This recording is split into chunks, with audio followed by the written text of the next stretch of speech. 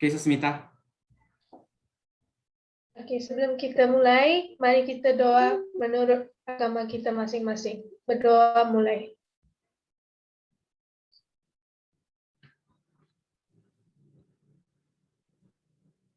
Oke, berdoa selesai.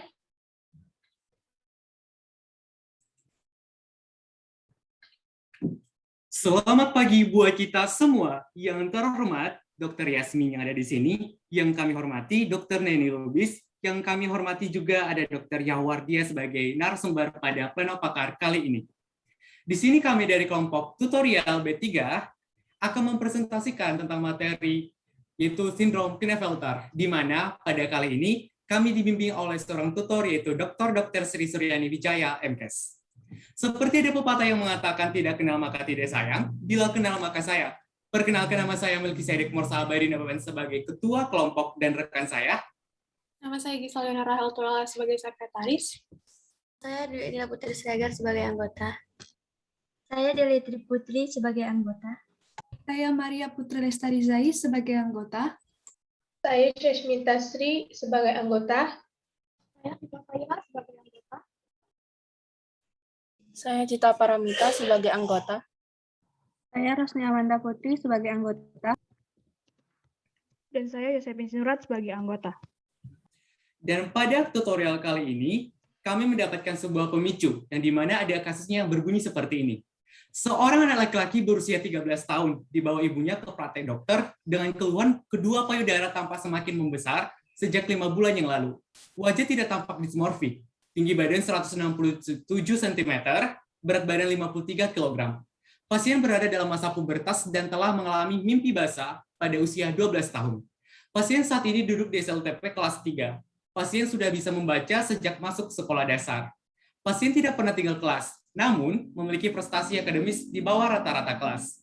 Melalui beberapa pemeriksaan fisik dan penunjang, akhirnya diperoleh hasil bahwa anak tersebut memiliki kelebihan kromosom X. Dari pemicu tersebut, kami menemukan ada dua kata asing yang mungkin jarang diketahui orang banyak. Di antaranya ada dysmorphic. Dysmorphic adalah kondisi kesehatan mental seseorang yang menghabiskan banyak waktu untuk mengkhawatirkan kekurangan dalam penampilannya. Kelemahan ini sering tidak terlihat oleh orang lain. Dan kata asing yang kedua adalah mimpi basah. Mungkin cukup umum pada kita, tapi pengertiannya mungkin masih banyak orang yang salah dalam mengartikannya. Mimpi basah bukan berarti kita mimpi terguyur air atau kena air sesuatu. Mimpi basah merupakan kondisi di mana terjadi pelepasan air mani saat tidur. Seringkali selama mimpi seksual atau umumnya pada laki-laki sebagai tanda pubertas. Dari pemicu tersebut, kami menemukan ada 9 learning objective yang sudah kami cari jurnal-jurnalnya, kami diskusikan, dan akan kami jelaskan satu persatu demi satu persatu yaitu learning objektifnya. Baik, untuk learning objektif pertama, saya Tika Faira akan membahasnya, yakni sebutkan beberapa kelainan kromosom dan namanya masing-masing. Sebelum kita masuk ke pembahasan kelainan kromosom, saya akan menjelaskan secara sekilas apa itu kromosom. Kromosom merupakan struktur nukleoprotein yang membawa informasi genetik, di mana kromosom ini pada normalnya memiliki jumlah 46 kromosom, 22 pasang autosom dan 1 pasang gonosom atau kromosom seks. Kromosom ini terdiri dari 2 kromatid kembar yang diikat oleh sentromer. Sentromer ini juga yang membagi kromosom menjadi 2 bagian, yaitu lengan pendek atau yang dilambangkan dengan P dan lengan panjang yang dilambangkan dengan Q. Namun pada beberapa kasus terdapat kelainan atau perubahan pada struktur dan juga jumlah kromosom ini, sehingga dapat kita klasifikasikan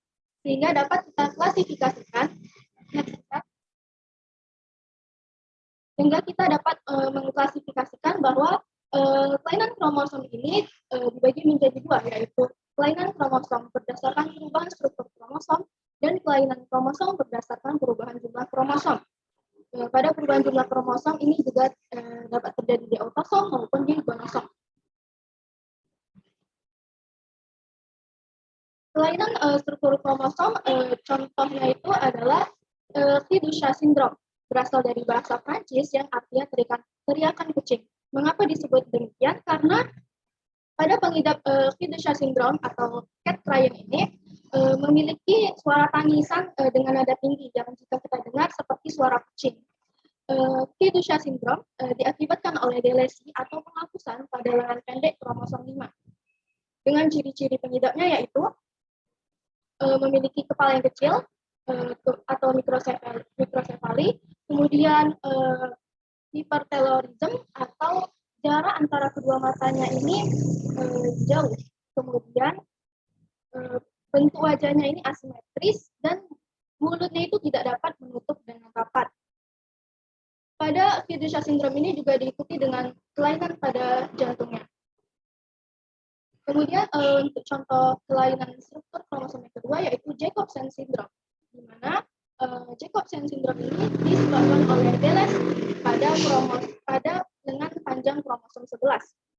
Dengan ciri-ciri penderitanya yaitu perubahan struktur wajah yang khas, di mana matanya ini jarak antara matanya itu jauh atau hipertelorism, kemudian visura palpebra-nya ini miring, jadi matanya seperti sipit gitu. Kemudian nasal bridge-nya ini flat atau hidungnya seperti lebar, dan juga diikuti dengan kelainan pada jantung, ginjal, saluran intestinal, dan juga sistem saraf pusatnya. Next. Yang kedua yaitu kelainan berdasarkan jumlah kromosom. Pada autosom sendiri contohnya yaitu Down syndrome dan Edwards syndrome. Pada kromosom seks contohnya Turner syndrome dan Klinefelter syndrome. Down syndrome diakibatkan oleh kelebihan jumlah kromosom 21 atau trisomi 21. Di mana terdapat 3 untai kromosom 21 pada pengidap Down syndrome. Dengan ciri-ciri pengidapnya yaitu visura palpebralnya ini miring, kemudian nasal bridge-nya ini flat atau hidungnya melebar, dan memiliki lipatan pada tengkuknya. Kemudian pada telapak tangannya ini jarinya itu, pada telapak tangannya terdapat garis melintang tunggal, dan jari kelingkingnya itu bengkok serta diikuti juga dengan hipotonia atau otot lemah dan IQ yang rendah serta keterbelakangan mental. Next. Kemudian contoh keduanya yaitu Edwards syndrome, di mana Edwards syndrome ini diakibatkan oleh kelebihan jumlah kromosom 18 atau trisomi 18. Dengan ciri-ciri pengidapnya itu Orchid, di mana bagian belakang tengkoraknya itu menonjol, tangannya seperti terkepal dan jari-jarinya itu saling menindih satu sama lain. Kakinya ini lentur dan tumitnya menonjol. Kemudian tulang dadanya pendek dan tebal atau yang biasa kita sebut dengan shield chest, disertai juga dengan lehernya yang pendek. Untuk kelainan jumlah kromosom gonosom yaitu contohnya adalah yang pertama Turner syndrome. Turner syndrome ini diakibatkan oleh monosomi pada kromosom X. Kurangnya kromosom X pada perempuan dengan diikutinya ciri-ciri yaitu hyperthyroidism, yakni kelebihan produksi kelenjar tiroid, kemudian infertility atau kemandulan. Hal ini diakibatkan karena pada pengidap Turner syndrome ini kelenjar kelamin atau gonadnya itu tidak berfungsi dengan baik. Bahkan juga biasanya Turner syndrome ini ditemukan tidak ada ovarium maupun uterus, sehingga juga tidak diproduksinya hormon estrogen. Maka dari itu pengidap ini mengalami kemandulan atau infertility.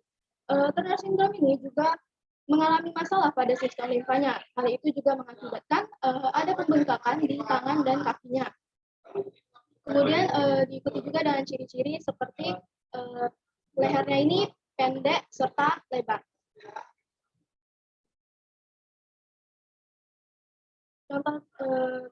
Contoh terakhir yaitu Klinefelter syndrome yang juga menjadi pokok pembahasan kita pada kali ini, di mana Klinefelter syndrome diakibatkan oleh kelebihan kromosom X pada laki-laki.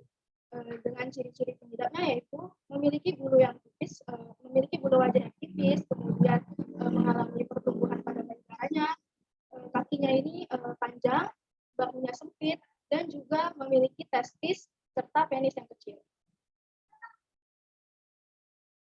Demikian pembahasan learning objektif pertama. Untuk learning objektif selanjutnya akan dibahas oleh rekan saya.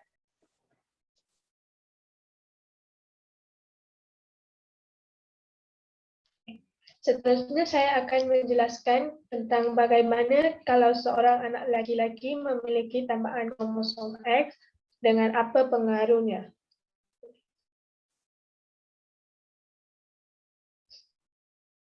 Kromosom seks akan menentukan jenis kelamin seorang. Normalnya, laki-laki memiliki 46 kromosom dengan kromosom seks X dengan Y, sedangkan perempuan memiliki 46 kromosom dengan kromosom seks XX. Saat mengalami sindrom Klinefelter, seorang laki-laki bisa memiliki kromosom 47, 48, dan 49.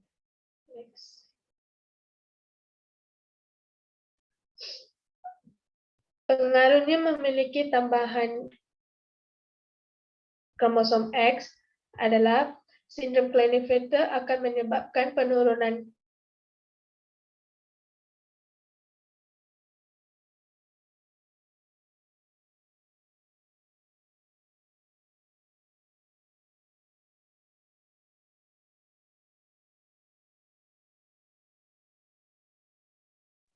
Suaranya kok hilang, suaranya? Sepertinya jaringannya, dokter.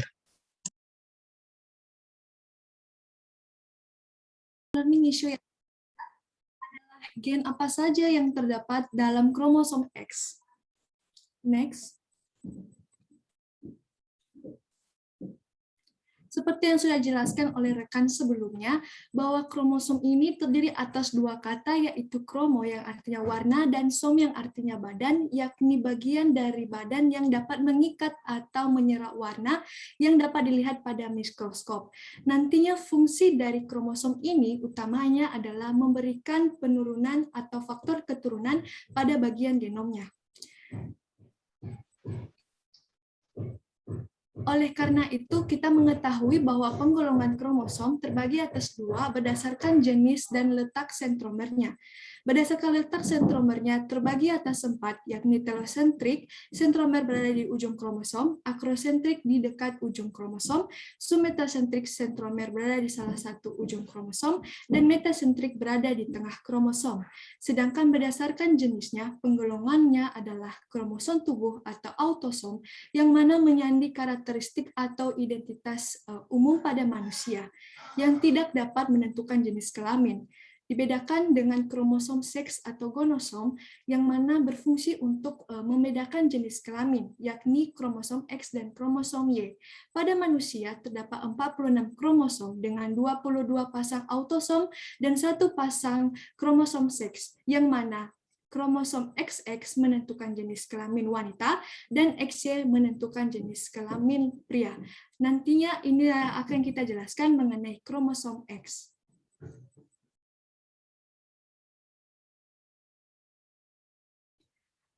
Baik, kita akan masuk pada pokok pembahasan mengenai gen yang terdapat dalam kromosom X. Perlu kita ketahui bahwa kromosom memiliki banyak atau ribuan ribuan gen yang nantinya akan memberikan suatu informasi genetik pada sifat tubuh manusia.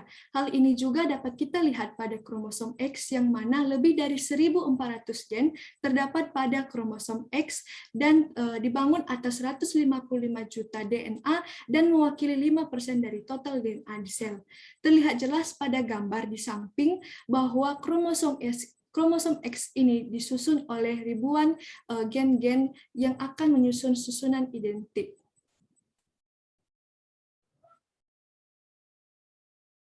Berikut ini adalah gen-gen yang terdapat beberapa dalam kromosom X. Yang pertama adalah gen 6, XIST, X-inactive specific transcript. Hal ini adalah membantu dalam proses inaktivasi kromosom X terjadi secara acak pada sel tubuh. Ini akan dilakukan pada mamalia betina termasuk manusia dalam kondensasi di dalam badan bar atau bar body. Yang kedua adalah gen X8OX adalah gen yang terdapat pada regio pseudosomal, yakni terdapat pada kromosom X dan juga kromosom Y. Hal ini sangat berperan dalam perkembangan embrio untuk mengatur pembentukan struktur tubuh, yakni perkembangan tulang dalam pertumbuhan tulang dan maturasi tulang tungkai maupun lengan. Yang ketiga adalah gen MRX. Hal ini sangat berkaitan dengan retardasi mental terpaut kromosom X21. Hal ini berpengaruh dalam hubungan inteligensi. Dan gen yang keempat adalah gen FMR1 yang berhubungan dengan yang terdapat pada lengan panjang kromosom X yang berperan penting dalam proses belajar serta memori. Hal ini yang berpengaruh dalam perkembangan dan plastisitas sinapsel saraf. Gangguan pada gen-gen kromosom X ini adalah ketika gen X ini tidak melakukan inaktivasi kromosom X secara acak, dapat terjadi kelainan yaitu skewet X inactivation yang prosesnya tidak dapat dilakukan secara acak. Lalu pada gen SOX, kelainan yang terjadi adalah seperti pembentukan tulang yang salah, adanya kondisi perawakan pendek dan kondisi skeletal yang tidak seperti pada normalnya. Lalu pada gen MRX dan gen FR1, hal ini berhubungan dalam proses inteligensi atau kemampuan kognitif seseorang.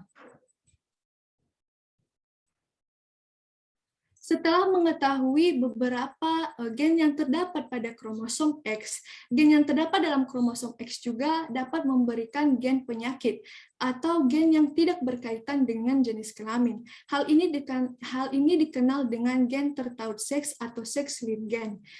Dalam kelainan gen tertaut seks ini nantinya ada beberapa penyakit yang dapat diturunkan oleh orang tua, yang mana ayah atau jantan dapat menurunkan kromosom X kepada anak perempuannya, sedangkan kepada anak laki-lakinya tidak dapat, melainkan kepada ibunya dapat menurunkan kromosom X kepada sang anak, baik itu perempuan maupun laki-laki.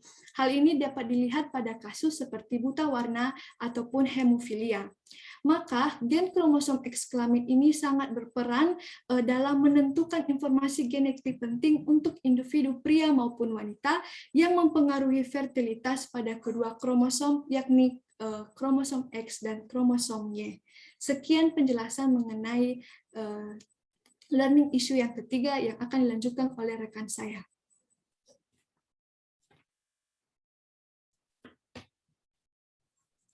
Baik, berhubung Sasmita sudah kembali bergabung, maka akan dijelaskan kembali learning objective yang kedua.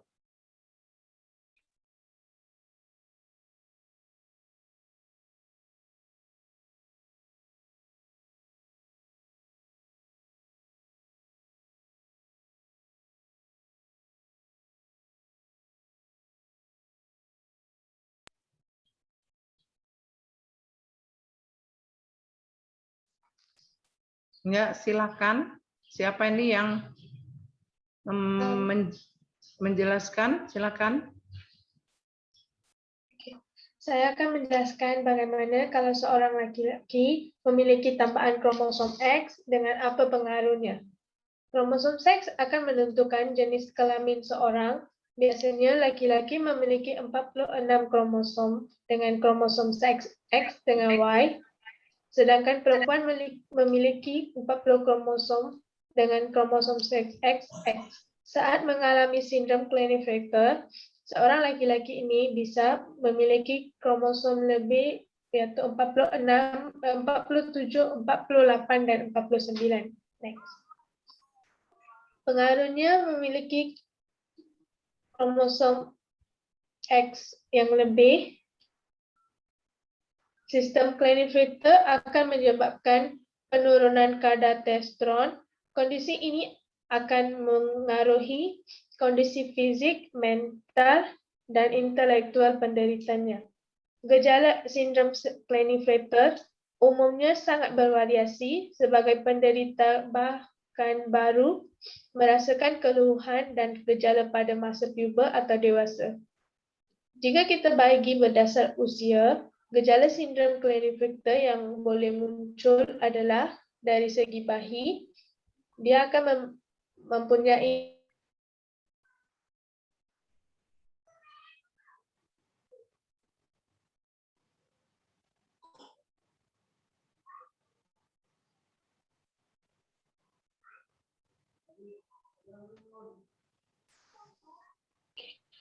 dia akan memiliki otot yang lemah, perkembangan bahasa dia agak lambat, mengalami kriptorkismus.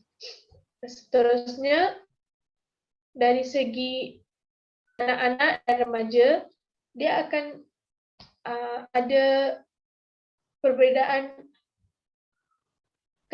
dengan badan dia, macam payudara dia akan makin besar, dia akan mempunyai kurang semangat sebagai dia tak boleh fokus kepada benda, dan masa pubertas dia akan ambil masa agak lambat. Seterusnya, dari segi dewasa, pada laki-laki dewasa, masalah kesuburan atau infertilitas bisa menjadi gejala utama sindrom Klinefelter. Dia akan mempunyai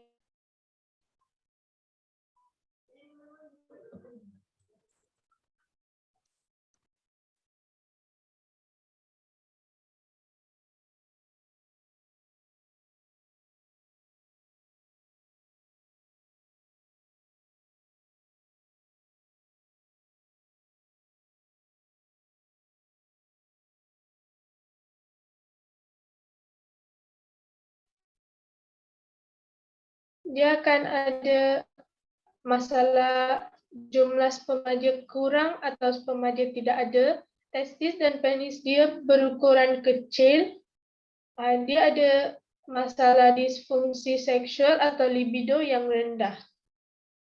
Sindrom Klinefelter ini juga sering dikaitkan dengan peningkatan risiko terjadinya beberapa penyakit seperti diabetes tipe 2, gangguan jantung, pembuluh darah. Sekian ini dengan saya. Terima kasih.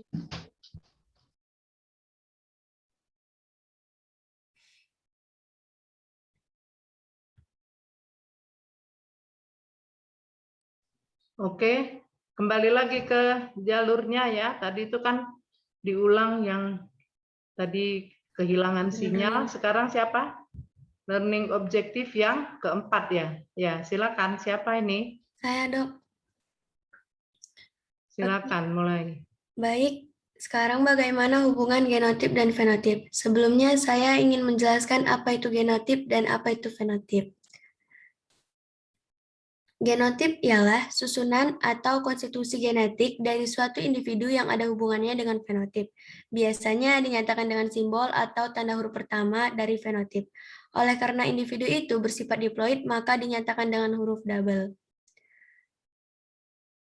Dan fenotip ialah perbedaan sifat dari suatu individu yang tergantung dari suatu susunan genetiknya, biasanya dinyatakan dengan kata-kata, misalnya mengenai ukuran, warna, bentuk, rasa, dan sebagainya. Dan berikut adalah sifat organisme genotip dan fenotip.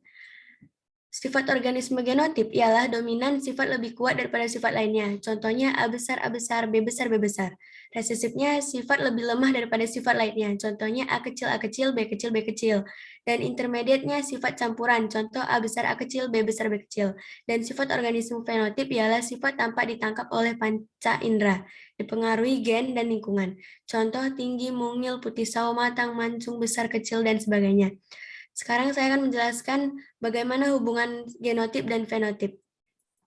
Genotip individu terdiri dari seluruh konstitusi genetiknya. Fenotip adalah hasil dari gen yang dapat diekspresikan dan faktor eksternal yang mempengaruhi ekspresi mereka, faktor lingkungan, dan sebagainya. Genotip terkait dengan sifat yang teramati, yang sementara itu sifat yang terkait dengan suatu genotip disebut dengan fenotip. Jadi antara genotip dan fenotip memiliki hubungan yang sangat erat sehingga tidak dapat dipisahkan. Sekian, terima kasih. Jika ada kata-kata yang salah, saya minta maaf. Baik, untuk learning objective yang kelima, yaitu dalam fase pembelahan sel mana kira-kira pertambahan kromosom itu terjadi, akan saya jelaskan. Tapi sebelum itu, saya akan menjelaskan terlebih dahulu mengenai pembelahan sel. Jadi pembelahan sel ini merupakan upaya sel untuk memperbanyak dirinya dengan tujuan untuk bertumbuh, memperbaiki atau repairing, dan juga untuk reproduksi.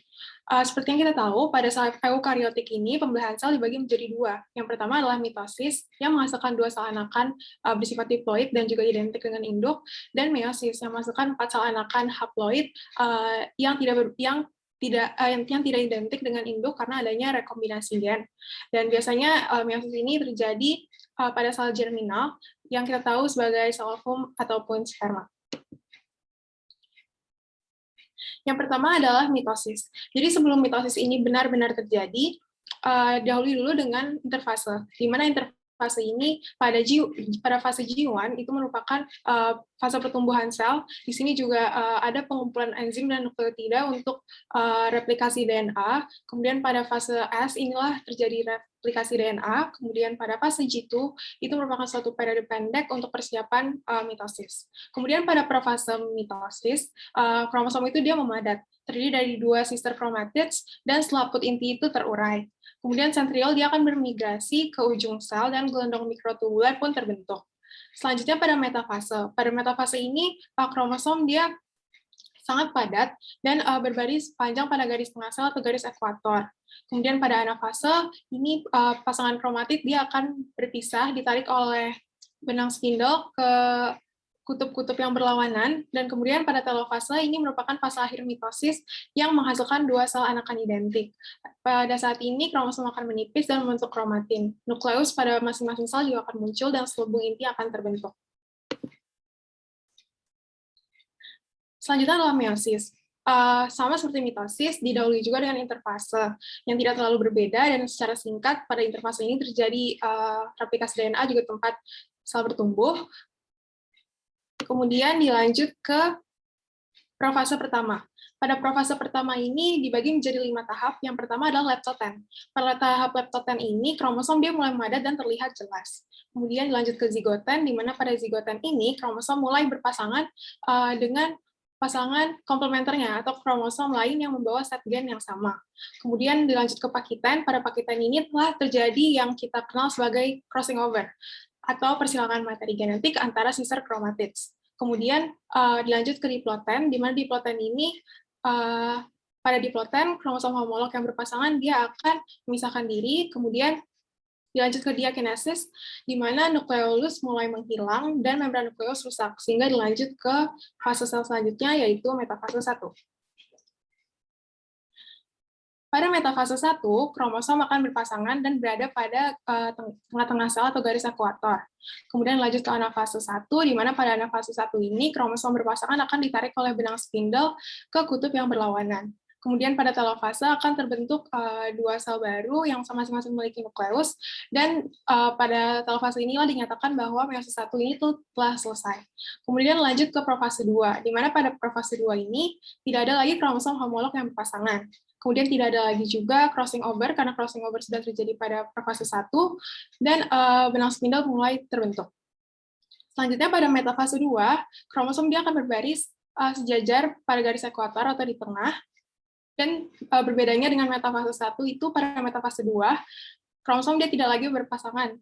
Dan dilanjut ke anafase 2, di mana kromatid dia akan mulai ditarik oleh benang spindle ke kutub-kutub yang berlawanan, dan pada telofase 2, akan terbentuk dari 2 sel, akan terbentuk 4 sel anakan berbeda yang tidak identik karena sudah ada proses crossing over tadi. Selanjutnya, untuk menjawab bagaimana Klinefelter ini terjadi, jadi Klinefelter itu terjadi karena adanya proses yang dinamakan non-disjunction pada meiosis, khususnya pada fase anafase. Kenapa pada fase anafase? Karena pada anafase lah terjadi pemisahan kromosom yang ditarik oleh benang spindle, sehingga apabila dibilang gagal berpisah, disinilah fase yang paling memungkinkan. Kemudian ada 3 case bagi Klinefelter ini, yaitu yang pertama, terjadi non-disjunction pada meiosis 1 maternal atau oogenesis. Bagian ini yang di tengah yang berwarna kuning, di mana diawali dengan oosit primer yang diploid dan memiliki 2 pasang kromosom X. Kemudian terjadi non-disjunction pada meiosis 1 menghasilkan 2 sel. Yang pertama adalah sel badan polar 1 yang tidak memiliki kromosom, dan oosit sekunder yang memiliki 2 pasang kromosom. Kemudian dilanjut ke meiosis 2, yang mana di sini terjadi disjunction sempurna atau pembelahan sempurna. Jadi sel badan polar 1 dia akan menghasilkan 2 sel badan polar 2 yang tidak memiliki kromosom, dan oosit sekunder akan menghasilkan sel badan polar 2 yang memiliki 2 kromosom XX, dan juga sel ovum yang memiliki kromosom XX. Nah, seperti yang kita tahu, kalau pada oogenesis itu dihasilkan 1 sel fungsional saja, sementara 3 sel lainnya itu merupakan polosit. Jadi pada oogenesis ini, sel ovum dia akan berfertilisasi dengan sel sperma yang membawa kromosom Y, sehingga dihasilkanlah zigot yang diploid dan memiliki set kromosom XXY, yaitu pengidap Klinefelter. Selanjutnya adalah case kedua, yaitu meiosis 2 maternal dan pada oogenesis juga. Jadi pada saat ini diawali dengan oosit primer yang diploid, memiliki 2 pasang kromosom XX, kemudian pada meiosis 1 disjunction-nya sempurna, menghasilkan 2 sel. Yang pertama adalah sel badan polar 1 yang membawa 1 pasang kromosom X. Kemudian oosit sekunder yang membawa 1 pasang kromosom X juga, dilanjut ke meiosis 2, di mana pada saat inilah terjadi non-disjunction atau gagal berpisah, sehingga sel badan polar 1 dia akan menghasilkan 2 sel badan polar 2 yang masing-masing membawa 1 kromosom X, dan oosit sekunder ini akan menghasilkan 2 sel, yang mana salah satunya adalah sel badan polar 2 yang tidak membawa kromosom, dan sel ovum yang memiliki 2 kromosom X, jadi XX. Kemudian sel ovum ini akan berfertilisasi dengan sel sperma yang membawa kromosom Y, sehingga dihasilkanlah zigot yang diploid dan memiliki set kromosom XXY, yaitu pengidap Klinefelter. Untuk case yang ketiga, yaitu meiosis 1 paternal, di mana terjadi pada spermatogenesis, diawali oleh spermatosit primer. Di mana spermatosit primer ini dia awalnya diploid dan memiliki 2 pasang kromosom XY, kemudian melakukan meiosis pertama dan disinilah terjadi non-disjunction, menghasilkan 2 sel spermatosit sekunder. Yang pertama tidak memiliki kromosom, dan yang satu lagi masih memiliki 2 pasang kromosom XY. Kemudian terjadilah meiosis 2, di sini pembelahannya sempurna, disjunction-nya sempurna, menghasilkan 4 spermatid, di mana 2 diantaranya itu tidak memiliki kromosom, dan 2 diantaranya memiliki kromosom XY. Kemudian terjadilah spermiosis, menghasilkan 4 spermatozoa, yang 2 diantaranya tidak memiliki kromosom, dan 2 diantaranya memiliki kromosom XY. Dan apabila spermatozoa X yang memiliki kromosom XY ini berfertilisasi dengan sel ovum yang membawa kromosom X, akan dihasilkanlah zigot yang diploid dan memiliki kromosom XXY, yang merupakan pengidap Klinefelter. Sekian penjelasan dari saya. Untuk selanjutnya saya serahkan kepada rekan saya. Baik, learning objektif yang ke-6. Pemeriksaan apa yang mampu menunjukkan kelainan kromosom dan bahan pemeriksaan yang diperlukan? Baik, menurut jurnal yang saya baca, diantaranya yang pertama yaitu pemeriksaan dini atau screening. Penyakit atau kelainan tidak hanya terjadi ketika seorang lahir kemudian tumbuh dan berkembang, tetapi penyakit dan kelainan itu dapat terjadi pada awal masa kehidupan atau dalam kandungan, di mana kelainan fisik dalam janin itu dapat berupa bibir sumbing, bayi terlilit tali pusar, dan spina bifida. Dalam memeriksa tes kehamilan sudah lama dilakukan menggunakan ultrasonografi atau USG yang umum kita kenal. Bagi kaum awam, mereka berpendapat sepertinya USG ini hanya untuk mengetahui jenis kelamin janin dan ukuran badannya saja. Padahal alat tersebut memiliki fungsi yang lebih dari situ. USG adalah alat pemeriksa menggunakan ultrasound atau gelombang suara dengan dipancarkan oleh transducer. USG tidak hanya memeriksa janin dalam kandungan, tetapi bisa saja memeriksa organ-organ dalam yang lain dalam tubuh. Seperti dalam kelainan kromosom, seperti sindrom Down itu, USG itu berperan dalam sebagai indikasi awal atau biasa disebut dengan screening. Dan yang pasti bahan pemeriksaan yang diperlukan adalah USG. Metode lain yang lebih mendalam dalam memeriksa apakah terjadi kelainan kromosom, diantaranya yang kedua, yaitu amniocentesis. Amniocentesis adalah memeriksa kelainan kromosom melalui sampel cairan ketuban, di mana pemeriksaan ini dilakukan pada saat usia kandungan itu sekitar 16 sampai 20 minggu, di mana memiliki keakuratan 99% terhadap hampir semua jenis kelainan kromosom. Di mana dalam melakukan metode ini memiliki risiko keguguran, yaitu pada saat melakukan penguji cobanya itu pada trimester kedua sebesar 0,6%, di mana risiko ini akan semakin meningkat apabila diperiksa pada saat kurang dari 15 minggu atau trimester pertama. Next. Jadi sudah bisa kita simpulkan ya teman-teman, bahwa bahan pemeriksaan yang diperlukan dalam amniocentesis ini adalah cairan ketuban tersebut. Di mana dari cairan ketuban ini juga kita bisa mendeteksi nih, apakah ada cacat tabung saraf bayi atau spina spidal atau spina bifida tadi yang saya jelaskan pada saat screening tadi. Next, dan kali ini saya akan mencoba ya teman-teman menyaksikan ilustrasi atau gambaran kira-kira amniocentesis itu bagaimana prosesnya. Hanya sekilas saja. Baik, kita lihat bahwa demikian posisi janinnya itu sudah mulai agak jelas ya teman-teman, mengingat usia kehamilannya sudah sekitar 16-20 minggu. Di situ ada amniotic fluid, yaitu cairan ketuban, developing fetus, yaitu janinnya, dan kemudian ada amniotic sac, yaitu katup atau kantong tempat janin bertumbuh. Pertama sekali, dokter akan memeriksa posisi janin menggunakan ultrasonografik atau USG yang sudah saya jelaskan barusan. Setelah mengetahui posisi janinnya di mana dengan menggunakan sonografi tersebut, dokter akan membersihkan dinding-dinding yang akan disuntik itu menggunakan antiseptic solution. Kemudian dokter akan menyuntikkan melalui jarum khusus dan mengambil sampel yaitu cairan ketuban tersebut. Cairan ketuban itu akan diperiksa apakah terdapat kesalahan kromosom, kelainan kromosom atau tidak.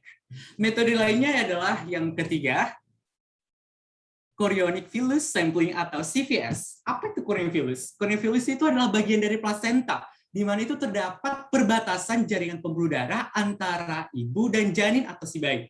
Di mana dalam sel chorionic villus ini komposisi genetiknya itu sama dengan komposisi genetik si janin atau si bayi. Jadi dalam memeriksa kelainan kromosom dapat menggunakan teknik itu. Next, yaitu mengambil sel darah.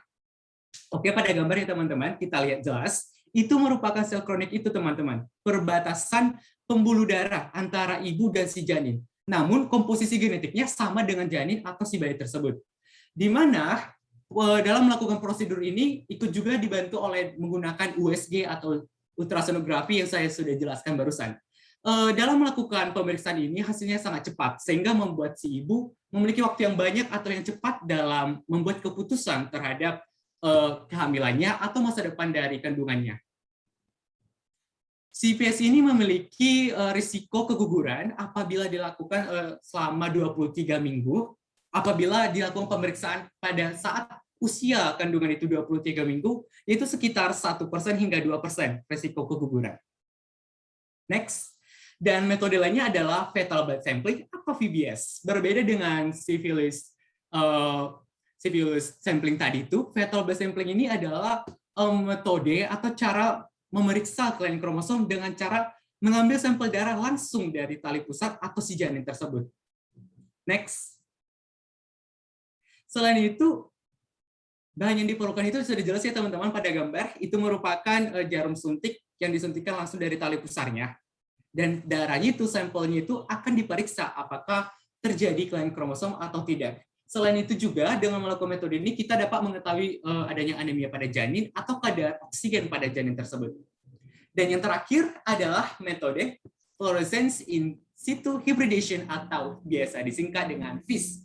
FIS adalah teknik sitogenik molekuler, yaitu memeriksa kelainan struktural kromosom yang sangat kecil menggunakan mikroskop fluoresen. Di mana dalam melakukan FIS ini diperlukan yaitu berupa probe DNA. Next, probe DNA ini harus spesifik, sensitif, dan next, apa itu probe DNA? Apakah probe anak buahnya Icik Adudu? Bukan, teman-teman. Next, probe DNA itu adalah boleh di skip. Ya, dokter. Ini terlalu advance ya. Jadi ini di skip saja, terlalu advance pemeriksaannya. Hanya untuk mengetahui tadi ada dilesi, ada dilesi ada pertambahan kromosom jadi XXY gitu. Sebenarnya ini kan kasusnya anaknya sudah berumur 13 tahun. Bagaimana dokter tahu? Itu hanya mengambil darah saja. Dilakukan karyotyping. Nah, karena ini DNA probes ini dokter umum saja tidak melakukan ya. Ini sudah sangat spesifik laboratorium. Sedangkan amniosentesis dan dari trofoblast itu kalau sudah SPOG, spesialis obgyn, itu pun terlatih. Tidak semua SPOG mampu melakukannya. Jadi ini tidak dalam ruang lingkup BBC, tidak lagi. Ya, oke, kita tutup saja, lanjut saja. Maaf ya, lanjut learning issue berikutnya. Ini udah terlalu advance saya pikir, nggak perlu. Baik, saya lanjutkan yaitu learning objective yang ke-7. Bagaimana peran nutrisi dalam mendukung pertumbuhan dan perkembangan fisik anak. Nah, sebelumnya kita tahu dulu apa itu nutrisi, pertumbuhan, dan perkembangan. Jadi nutrisi ini adalah senyawa dalam makanan yang penting untuk kehidupan dan kesehatan kita. Bisa untuk memberi energi, bahan pembangun untuk pertumbuhan, serta mengatur proses kimia di dalam tubuh. Yang kedua yaitu pertumbuhan, yaitu perubahan yang dihubungkan dengan bertambahnya ukuran-ukuran tubuh secara fisik dan struktural. Dan ketiga, perkembangan, yaitu bertambahnya kemampuan dalam struktur dan fungsi tubuh yang lebih kompleks, di mana nanti terjadi diferensiasi sel jaringan tubuh, organ-organ, dan sistem organ untuk mencapai sistem tubuh yang optimal secara bertahap. Next. Menurut Santoso, pada tahun 2009, ada 5 fungsi zat gizi atau nutrisi. Yang pertama, sumber energi dan tenaga. Di mana jika fungsi ini terganggu, kita akan menjadi kurang mobilitas untuk bergerak atau merasa lebih mudah lelah. Yang kedua, mengatur metabolisme dan keseimbangan dalam cairan tubuh. Ketiga, menyokong pertumbuhan badan. Keempat, memelihara jaringan ke tubuh. Dan kelima, mekanisme pertahanan tubuh terhadap penyakit, baik melalui antioksidan dan antibodi lainnya. Zat gizi ini atau nutrisi kita bisa bedakan yang pertama berdasarkan fungsi. Ada dikenal istilah triguna makanan. Apa sih triguna makanan itu? Jadi triguna makanan itu artinya makanan yang kita makan itu seharusnya mengandung yang pertama sumber zat tenaga yang bisa kita dapat dari karbohidrat dan lemak. Yang kedua sumber zat pembangun dari makanan yang mengandung protein. Yang terakhir sumber zat pengatur dari vitamin dan mineral. Yang kedua, berdasarkan jumlah yang dibutuhkan tubuh. Ada yang namanya zat gizi makro dan juga zat gizi mikro. Dari namanya kita juga udah tahu kalau makro ini dibutuhkan dalam jumlah yang banyak atau dalam satuan gram per orang per hari. Zat gizi makro ini terdiri dari karbohidrat, lemak, dan protein. Kalau karbohidrat itu sebagai sumber energi utama tubuh. Yang kedua, lemak yaitu sumber energi juga dan juga membantu nutrisi dalam melakukan fungsinya, misalnya sebagai pelarut vitamin A, D, E, dan K. Yang ketiga, protein untuk membentuk sel dan jaringan tubuh serta memperkuat tulang dan otot. Yang kedua yaitu zat gizi mikro, terdapat pada mineral dan vitamin. Yang pertama mineral. Mineral kita udah pelajari ada major mineral dan juga trace element.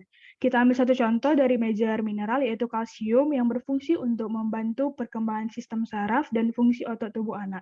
Dari trace element misalnya zat besi, jika kita kekurangan mengonsumsi makanan yang mengandung zat besi, akan mengalami anemia defisiensi zat besi yang akan mengalami gangguan makan, memicu penurunan imunitas yang akan membuat kita mudah lelah. Selanjutnya vitamin, misalnya vitamin A untuk membantu kita dalam penglihatan, vitamin B2 atau riboflavin untuk kalau kita misalnya kekurangan memakan makanan yang mengandung riboflavin akan terjadi radang bibir dan lidah. Dan terakhir misalnya vitamin E sebagai antioksidan. Selanjutnya learning objektif ke-8 dilanjutkan oleh rekan saya. Baiklah, saya akan menjelaskan learning objektif yang ke-8, yaitu apakah ada pengaruh hormon pada kasus tersebut? Jika ada, hormon apakah yang berperan? Next.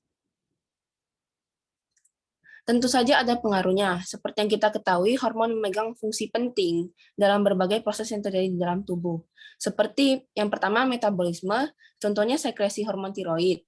Yang kedua pertumbuhan, contohnya itu growth hormone. Yang ketiga kerja dari sistem organ, dan yang keempat adalah reproduksi. Fungsi hormon dalam proses-proses pada reproduksi inilah yang akan kita bahas lebih jauh karena berhubungan dengan kasus yang kita bahas. Hormon apa saja yang berperan?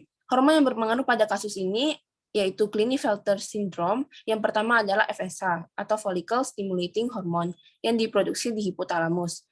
Yang kedua adalah LH atau luteinizing hormone yang juga diproduksi di hipotalamus. Dan yang ketiga adalah androgen hormon yang merupakan kumpulan hormon yang salah satu hormon paling aktifnya adalah hormon testosteron. Fungsi hormon yang berpengaruh yang pertama adalah hormon FSH atau follicle stimulating hormone. Pada pria, hormon ini berfungsi untuk mengendalikan produksi sperma dan perkembangan organ kelamin, sedangkan pada wanita, hormon ini berfungsi untuk proses pembentukan sel telur. Yang kedua adalah hormon LH. Hormon LH ini berhubungan dengan fungsi untuk memproduksi memproduksi hormon testosteron. Pada pria berfungsi untuk mengatur kualitas sperma dan pada wanita berfungsi pada proses ovulasi di mana ia akan merangsang terjadinya proses ovulasi tersebut. Yang ketiga adalah androgen yang salah satunya adalah testosteron. Pada pria berfungsi untuk pembentukan otot, hasrat seksual atau libido, dan perubahan ciri sekunder saat pubertas. Dan pada wanita, meskipun jumlahnya sedikit, tapi ini sangat penting, yang berfungsi untuk mengatur kesuburan dan libido. Next. Selanjutnya saya akan menjelaskan tentang mekanisme pengekskresian hormon. Semua hormon yang diproduksi dalam tubuh berasal dari hipotalamus. Hipotalamus tersebut adalah bagian kecil pada pusat otak yang berhubungan langsung dengan kelenjar pituitari atau yang disebut kelenjar hipofisis. Awal mulanya, hipotalamus akan mengirimkan sinyal untuk merangsang kelenjar hipofisis, tepatnya pada hipofisis anterior untuk memproduksi hormon berupa gonadotropin releasing hormone atau GnRH. Hormon ini merupakan induk dari banyak hormon di dalam tubuh, terutama hormon yang bekerja pada proses reproduksi.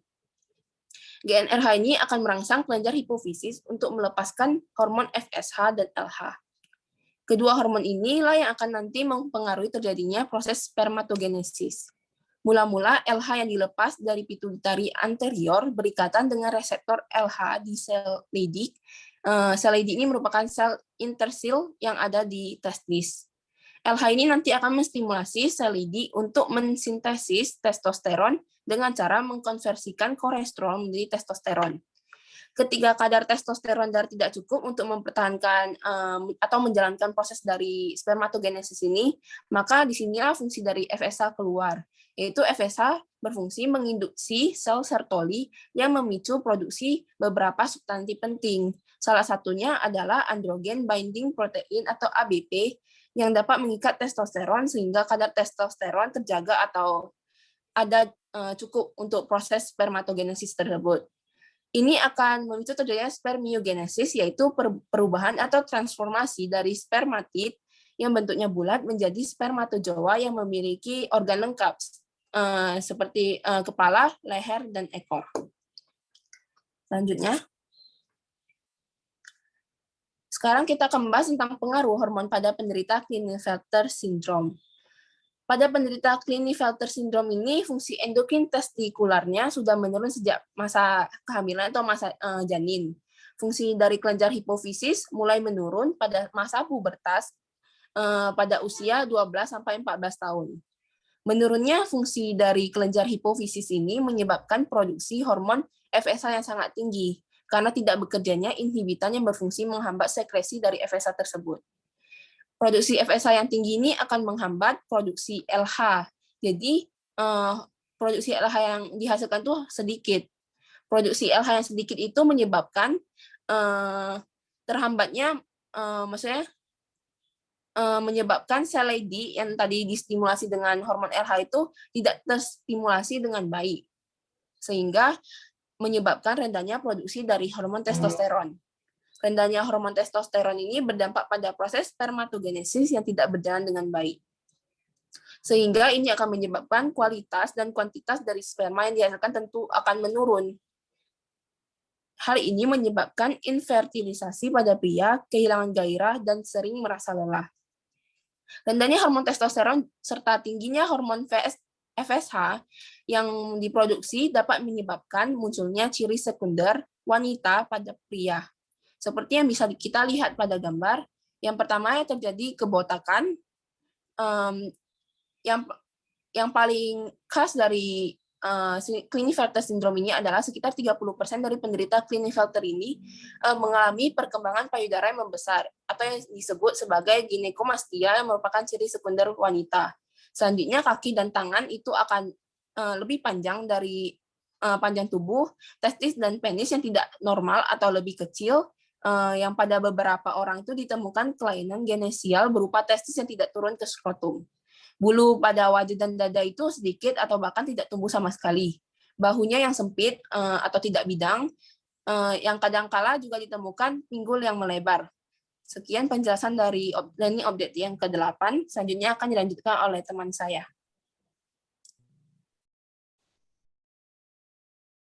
Selanjutnya yaitu learning objektif yang terakhir adalah apakah ada hormon yang digunakan sebagai obat? Jika ada, sebutkan hormon apa yang digunakan menjadi obat.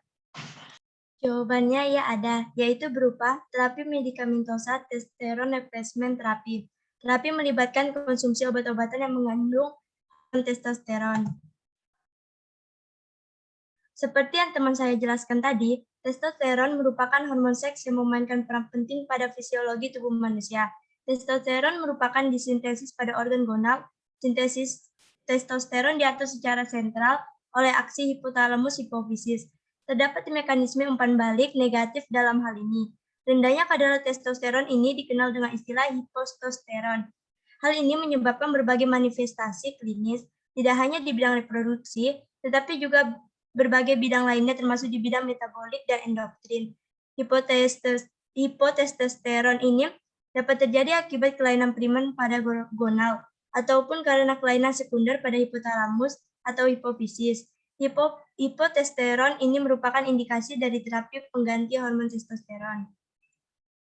Hormon yang digunakan sebagai obat adalah pemberian suplemen testosteron transdermal menggunakan testosteron patch atau rubin testosteron gel pada kulit dan suntikan hormon testosteron, tapi pemberian suplemen transdermal ataupun suntikan ini hanya berlaku pada pengidam sindrom Klinefelter yang memiliki kadar hormon testosteron yang rendah yang dapat dilihat dari hasil pengujian atau biasanya dari keterlambatan pubertas pada laki-laki. Baiklah, selanjutnya akan diteruskan oleh rekan saya. Baiklah, saya akan menjelaskan mengenai terapi medikamentosa. Terapi medikamentosa yaitu testosteron replacement therapy atau TRT merupakan terapi yang menggunakan hormon testosteron yang mana melibatkan konsumsi obat-obatan. Agak kuat Delia, suaranya dikuatkan. Maaf dokter, Rosni dokter. Baik dok. Pemberian terapi ini dapat diberikan dalam bentuk gel atau tablet untuk usia remaja, sedangkan pada usia dewasa biasanya berupa suntikan. Terapi hormon ini dipertimbangkan setelah masa pubertas dimulai, yang dimana setelah masa pubertas akan terlihat ciri-ciri sekunder dan ciri-ciri primer seseorang.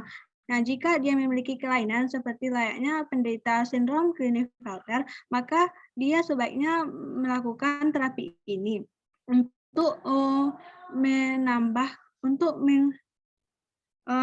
terapi ini membantu meningkatkan hormon testosteron yang mana dapat meningkatkan massa otot dan energi, pengurangan lemak tubuh, dan membantu perkembangan penambahan suara, wajah, dan rambut.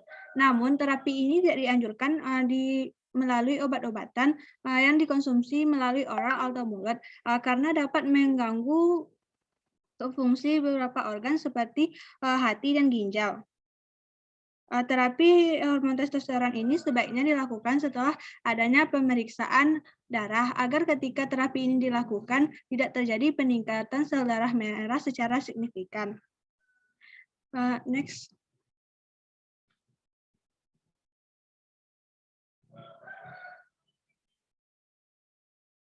Selain menggunakan terapi hormon, pengobatan penderita sindrom Klinefelter dapat dilakukan melalui beberapa cara. Yang pertama yaitu terapi edukasi. Terapi edukasi dapat berupa terapi wicara dan psikologis. Umumnya, penderita sindrom Klinefelter ini memiliki keterlambatan berbicara, sehingga dengan adanya terapi bicara ini dapat membantu penderita dalam hal berbicara. Selain itu, penderita sindrom Klinefelter juga mempunyai keterbelakangan dalam hal mental, sehingga dengan adanya terapi psikologis ini kita dalam mengatasi hal tersebut. Selanjutnya yaitu mastektomi. Pada kasus ini, anak tersebut telah mengalami mimpi basah dan tumbuh payudara atau ginekomastia. Pengobatan yang disarankan untuk ginekomastia pada laki-laki XXY ini yaitu mastektomi atau operasi pengangkatan payudara. Laki-laki yang memiliki payudara memiliki risiko yang lebih tinggi mengidap kanker payudara, sehingga sangat disarankan untuk melakukan mastektomi ini. Nah, yang terakhir yaitu terapi intrasitoplasmic sperm injection atau ICSI, merupakan teknik yang memungkinkan seorang memasukkan spermatozoom ke sel telur untuk fertilisasi dengan bantuan alat mikromanipulator yang telah mampu meningkatkan angka fertilisasi spermatozoa yang berasal dari pria infertil. Dengan begini, penderita sindrom Klinefelter dapat memiliki keturunan atau anak. Demikianlah penjelasan mengenai learning objective yang terakhir. Terima kasih.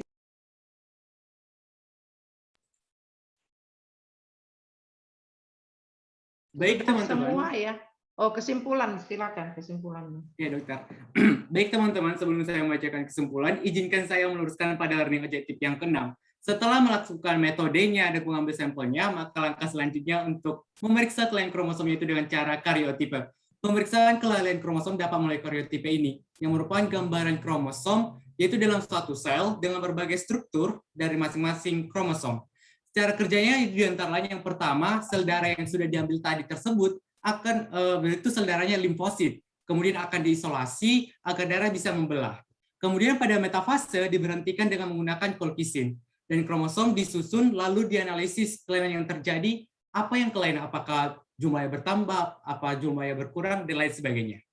Baik, setelah kami telah mendiskusikan dan mempresentasikan dari kasus dan kesembilan learning objective tersebut, kami simpulkan bahwa keabnormalan jumlah kromosom atau kromosom autosomal atau kromosom seks akan menyebabkan kelainan genotip dan memberi dampak tidak normal pada fenotip pasien. Merujuk pada ciri dan anamnesis yang ada pada skenario, sang anak mengidap sindrom Klinefelter, di mana dia mengalami kelebihan kromosom X, yang menjadikan formula kromosomnya menjadi 47 XXY, dan menjadikan si anak atau pasien mengalami pertumbuhan payudara, IQ rendah, postur tubuh tinggi, dan mengalami kesulitan belajar. Baik teman-teman dan dokter sekalian, demikian hasil dari presentasi kami. Kalau ada jarum yang patah, jangan simpan di dalam peti. Kalau ada kata-kata kami yang salah, jangan simpan di dalam hati. Burung Irian, burung cendrawasih. Sekian dan terima kasih. Oke, nah sekarang silahkan pertanyaan diajukan atau klarifikasi pun boleh ya. Jadi mana tahu ada yang belum jelas, mohon diklarifikasi gitu, atau mau bertanya atau menyampaikan tambahan, misalnya kelompok kami dapat begini-begini, itu juga boleh ya. Nah, jadi itu sebetulnya tutorial itu adalah cara belajar berdasar masalah. Jadi dipaparkan ini Klinefelter syndrome ya, itu pada kalian sudah dikasih tahu ya pada blok BBC karena belum menjalankan keseluruhan dari 7 jam. Jadi dikasih tahu bahwa ini apa, tapi mungkin di blok-blok berikutnya kalian nanti akan mencari gitu ya sambil belajar. Jadi tidak hanya terpaku pada pemicu yaitu Klinefelter syndrome, dalam hal ini sudah dikasih tahu, tapi belajar banyak, misalnya apalagi kelainan kromosom ya, bukan hanya itu bacanya Klinefelter syndrome, tapi bisa juga ada yang lain, ada Patau syndrome, Edward syndrome, Down syndrome dan lain-lain. Hanya kromosom saja. Karena kalau mutasi genetiknya jauh lebih banyak ya, bisa ribuan. Oke. Nah, jadi semua kelompok mulai dari B1 dan seterusnya coba ajukan pertanyaan. Tolong kelompok B3 catat, nanti kalian jawab. Ya, sekarang dikumpulkan dulu pertanyaan. Mulai dari kelompok B1. Silahkan ditulis jadi kelihatan gitu ya. B3-nya tetap jadi presenter, tapi tuliskan pertanyaannya dari B1 apa gitu. Nanti biar kalian jawab. Ayo silakan B1. Izin dok. Ya. Perkenalkan, nama saya Joro Basanta Pinem dari kelompok tutorial B1. Ingin bertanya kepada kelompok tutorial B3. Tadi disebutkan kalau penderita Klinefelter ini mempunyai tinggi badan yang lebih tinggi daripada orang seusianya yang normal kan dok? Apa ada pengaruhnya itu dok dengan penambahan kromosom, dan juga pada orang dewasa disebutkan kalau penderita ini memiliki kandungan mineral yang mulai berkurang sehingga menyebabkan dia osteoporosis dok. Jadi apakah dengan penambahan kromosom ini ada pengaruhnya kepada tulang dari penderita ya dok? Terima kasih dok. Oke, kelompok B3 sudah jelas pertanyaannya? Ya, kalian tulis ya, nanti kalian yang jawab gitu. Baru nanti dibantu kalau tidak terjawab. Oke, jelas dari kelompok B1. Sekarang dari B2, silakan B2. Izin bertanya dok, saya Hafiz Fauzi dengan NIM 033. Sebelumnya saya ingin mengapresiasi PPT dari kelompok B3. Kelompoknya sangat bagus dan PPT-nya juga sangat bagus. Jadi pertanyaan saya itu tadi di bagian nomor 4 yang fenotip dipengaruhi oleh gen dan lingkungan. Coba dijelaskan secara detail dan tolong berikan contohnya. Dan juga saya ingin memberikan saran, mungkin di PPT selanjutnya kata-katanya lebih disederhanakan lagi, dan di bagian tadi yang pemeriksaan kelainan kromosom seperti yang dikatakan Dr. Yarwadia, bahwa pemeriksaan kromosom itu lebih sering itu digunakan pemeriksaan PCR dan karyotyping. Terima kasih Melki. Kelompok 3. Terima kasih dok, itu saja. Ya, oke. Sudah dicatat kelompok 3? Sudah dokter, terima kasih. Ya, jadi itu pertanyaannya ya. Dari ini supaya diberi contoh gitu. Apa contoh hubungan genotyping dan phenotyping ya. Lebih konkret lagi gitulah kira-kira. Oke. Sekarang kelompok B4, silakan B4. Izin dok bertanya. Jadi saya Yohanes Septian Silabutar dari kelompok B4. Jadi saya ingin bertanya, tadi ada dijelaskan oleh Cita mengenai hormon testosteron yang mempengaruhi struktur atau ciri sekunder dari pria.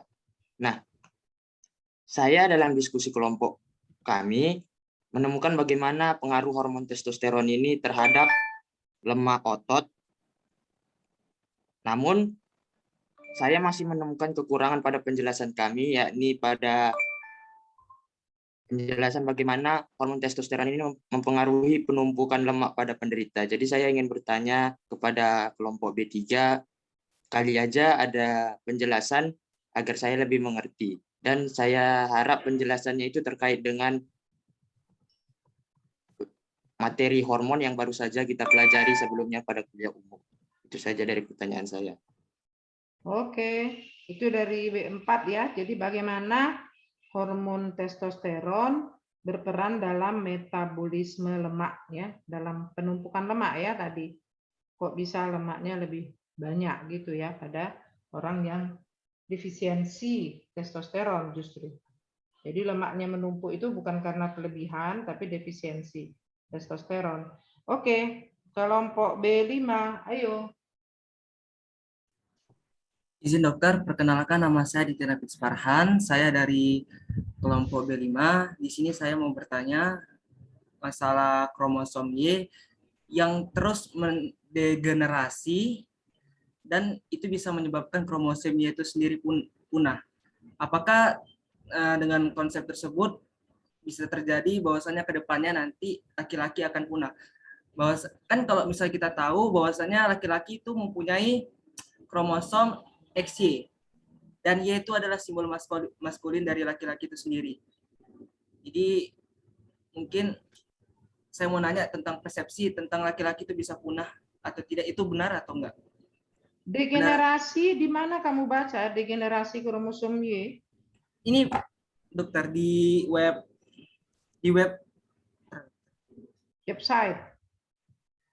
website The Conversation sama Antifi Click media Apakah Indonesia. itu jurnal? Apakah itu jurnal? Bukan? Bukan, dokter. Nah, Seperti kalau web bukan, gitu, dokter. berarti kurang kuat ya kalau bukan. Jadi yang menjadi referensi itu adalah textbook atau jurnal ilmiah gitu. Ya, jadi textbook atau jurnal ilmiah yang diterima atau situs-situs resmi misalnya dari Depkes, Kemenkes, WHO, nah itu situs resmi dari badan-badan dari CDC misalnya gitu ya. Jadi badan resmi pemerintah bertanggung jawab di atas isinya baru boleh kita ambil. Kalau situs-situs yang kita ragu gitu, nggak jelas, itu memang tidak bisa kita perdebatkan. Tapi nggak apa-apa, mungkin ada juga yang bisa beri jawaban. Oke, kelompok B berapa sekarang? B6? Ya, dokter. Ya, silakan. Sebelumnya terima kasih dokter atas kesempatannya. Saya Brigita mewakili teman-teman saya kelompok B6. Jadi saya memiliki 2 pertanyaan. Pertanyaan yang pertama adalah bagaimana mekanisme pemanjangan dan pemendekan benang mitotik spindle, mengingat benang mitotik spindle ini berperan penting dalam proses pemisahan kromosom pada meiosis. Lalu pertanyaan yang kedua adalah kelompok teman presentator tadi ada menerangkan amniosentesis. Nah, jadi saya ingin bertanya, jika seandainya kita melakukan pemeriksaan amniosentesis pada janin, lalu kita temukan bahwa dia mengidap penyakit sindrom. Nah, sebut aja lah itu sindrom, mungkin sindrom Down atau sindrom sebagainya. Apakah penanganan yang bisa kita lakukan saat dia masih di dalam janin untuk mengurangi ekspresi keabnormalannya nanti ketika dia sudah lahir, dan apakah boleh seorang dokter melakukan aborsi terhadap janin tersebut atas permintaan keluarga janin tersebut, karena mengingat meskipun dia terlahir tidak akan bisa menjalani aktivitas secara normal. Sekian pertanyaan dari saya, terima kasih. Oke, dicatat saja dulu ya. Meskipun amniosentesis tidak kalian lakukan kalau kalian belum spesialis obgyn. Harus sudah spesialis obgyn dan punya skill untuk itu. Oke lah, nggak apa-apa, dicatat saja. Ada bioetik yang ditanyakan tadi, bolehkah diaborsi gitu ya. Itu masalah bioetik sebetulnya. Tapi ya masalah hukum juga, hukum kedokteran. Oke, dari B itu B7 ya, sekarang B8. Izin dokter, saya ingin bertanya, apakah ada penderita yang memiliki semua gejala klinis yang telah disebutkan? Dan apakah ada penderita sindrom Klinefelter yang tidak memiliki salah satu atau lebih dari gejala? Hal apa yang mempengaruhi perbedaan tersebut? Mungkin nanti bisa dijelaskan juga tentang gejala yang paling sering timbul pada penderita sindrom Klinefelter. Ya, bagus itu pertanyaannya. Oke. Yang selanjutnya, tadi B berapa? B8 itu ya. B9, silakan B9. Izin menolak, kelompok B7 tadi belum dapat kesempatan untuk bertanya. Oh ya, B7 kalau gitu. B7 silakan. Izin dokter, perkenalkan saya Regina Simbolon, mewakili kelompok B7 ingin bertanya.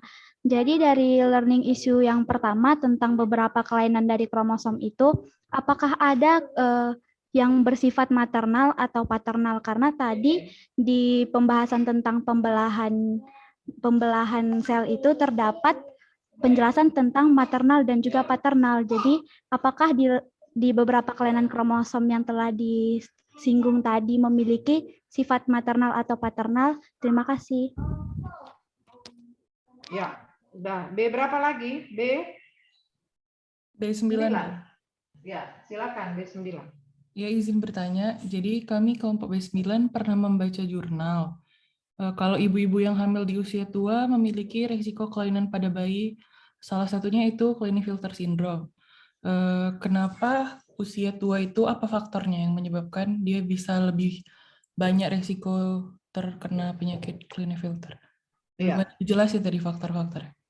Oke, B10.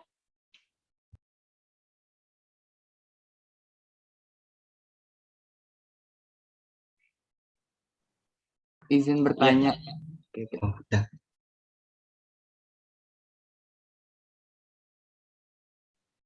Izin bertanya, saya dari kelompok 10 ingin bertanya beberapa hal. Yang pertama itu, bagaimana proses meiosis pada penderita Klinefelter?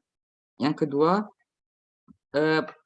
berapa rata-rata masa hidup seorang yang menderita Klinefelter dan apa penyebab utama kematiannya? Yang ketiga, faktor internal dan eksternal apa yang mempengaruhi terjadinya non-disjunction pada masa meiosis? Terima kasih. Pertama tadi bagaimana apa pertanyaannya? Bagaimana proses meiosis pada penderita Klinefelter? Oh, oke lah. B11. Izin dokter, sebelumnya apakah dari kelompok B11 bisa memberikan 2 pertanyaan dokter? Silakan aja, silakan. Baik dok. Saya akan membacakan pertanyaan pertama. Nah, kita sama-sama tahu bahwa penderita sindrom Klinefelter itu berjenis kelamin laki-laki, tetapi ia mengalami testicular dysgenesis sehingga mengalami aspermia. Nah, jika dia mengalami hal tersebut, mengapa pada pemicu dikatakan bahwa sang anak tersebut mengalami mimpi basah? Terima kasih dok, dan kelompok B3.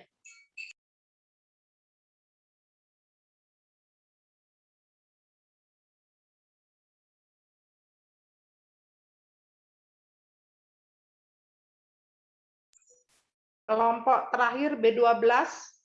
Setelah itu coba B3 nanti jawab mana yang bisa dulu ya. B12 terakhir sampaikan pertanyaannya. Izin dok sebelumnya.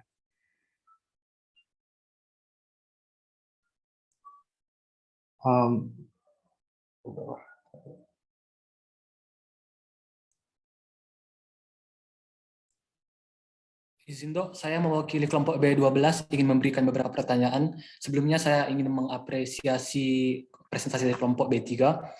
Jadi yang pertama itu saya ingin mengonfirmasi beberapa hal dulu. Tadi ada dijelaskan, saya lupa tadi saya menjelaskan bahwasannya pada fase pakiten lah terjadi proses pindah silang. Sementara dari sepengetahuan saya sejak saya belajar biologi di SMA itu, proses pindah silang itu terjadi di fase diploten. Saya ingin konfirmasinya. Yang selanjutnya pertanyaan saya itu, kita tahu bahwa pada sel sperma laki-laki itu terdapat ada yang mengandung kromosom X dan ada yang mengandung kromosom Y. Yang menjadi pertanyaannya, apa yang mempengaruhi jumlah ataupun banyaknya perbandingan antara kromosom X dan kromosom Y pada sel sperma laki-laki? Sekian dan terima kasih.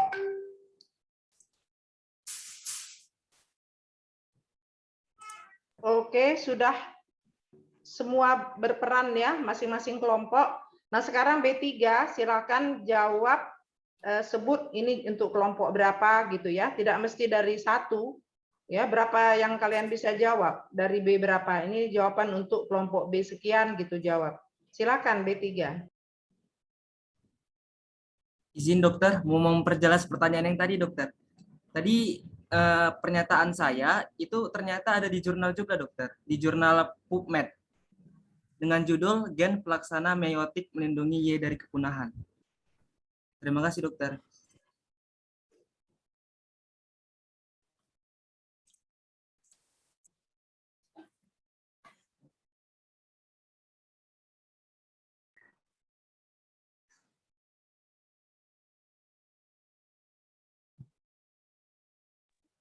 B3-nya bagi-bagi tugas. Siapa yang jawab duluan? Ayo. Iya dok, harap bersabar ya dok, mengingat semua kelompok bertanya dan memiliki jumlah yang lebih dari satu ya dok. Jadi lagi mengetik sebentar dok dan coba mencari jurnal dan sumber dok.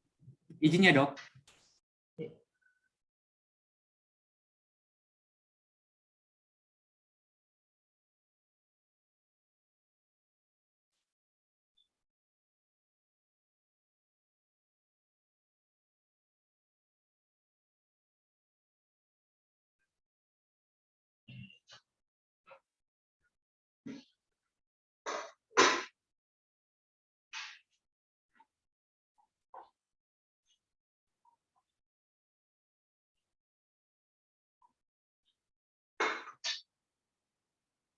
sebelumnya terima kasih atas pertanyaan dari kelompok B4 ya, yang bertanyakan pengaruh testosteron terhadap penumpukan lemak otot dan bagaimana penjelasannya. Baik, perlu kita ketahui bahwa hubungan antara obesitas atau penumpukan lemak ya itu dengan testosteron itu masih belum jelas. Diduga masih menurut jurnal yang saya baca, yaitu bahwa diduga hubungan ini bersifat bidireksional atau dua arah. Beberapa fakta menunjukkan bahwa laki-laki dengan obesitas atau yaitu penumpukan lemak pada kasusnya memiliki kadar hormon testosteron yang lebih rendah dibandingkan dengan pria yang non-obes atau yang tidak obesitas. Kadar hormon testosteron yang lebih tepat dipakai acuan adalah kadar hormon dalam keadaan bebas, bukan kadar testosteron total. Ada teori yang menyebutkan bahwa pria yang berobesitas itu jaringan adiposanya ada dalam keadaan inflamasi dan ada dalam keadaan resistensi insulin. Jadi pada obesitas sentral itu di mana banyak terjadi penumpukannya jaringan adiposa di visceral akan mengekspresikan substansi-substansi yang berperan terhadap penyakit kardiovaskular. Dan terlihat pada gambar itu merupakan hubungan antara testosteron dengan jaringan adiposa atau yang biasa kita sebut lemak tadi ya, penumpukan lemak. Di mana pada kondisi normal itu gambar A bisa teman-teman lihat, itu androgen yang mengatur ukuran dan massa jaringan adiposa. Sedangkan plasma leptin yang terutama dihasilkan oleh jaringan adiposa meregulasi steroidogenesis di testes. Pada kondisi di mana terjadi peningkatan jaringan adiposa, yaitu lemak tadi itu, menyebabkan peningkatan pelepasan leptin. Leptin sendiri akan menekan aksis hipotalamus, hipofisis, testes yang akhirnya menyebabkan penurunan produksi testosteron. Meningkatnya jaringan adiposa juga meningkatkan ekspresi enzim aromatase yang akan mengkonversi testosteron menjadi estradiol. Jadi dari penjelasan yang saya jelaskan barusan, yang berdasarkan jurnal yang saya baca itu belum bisa kita pastikan, tapi dari kedua arah seperti saya jelaskan barusan, bisa saja karena penumpukan itu hormon testosteronnya yang berkurang. Bagaimana dengan kelompok B4?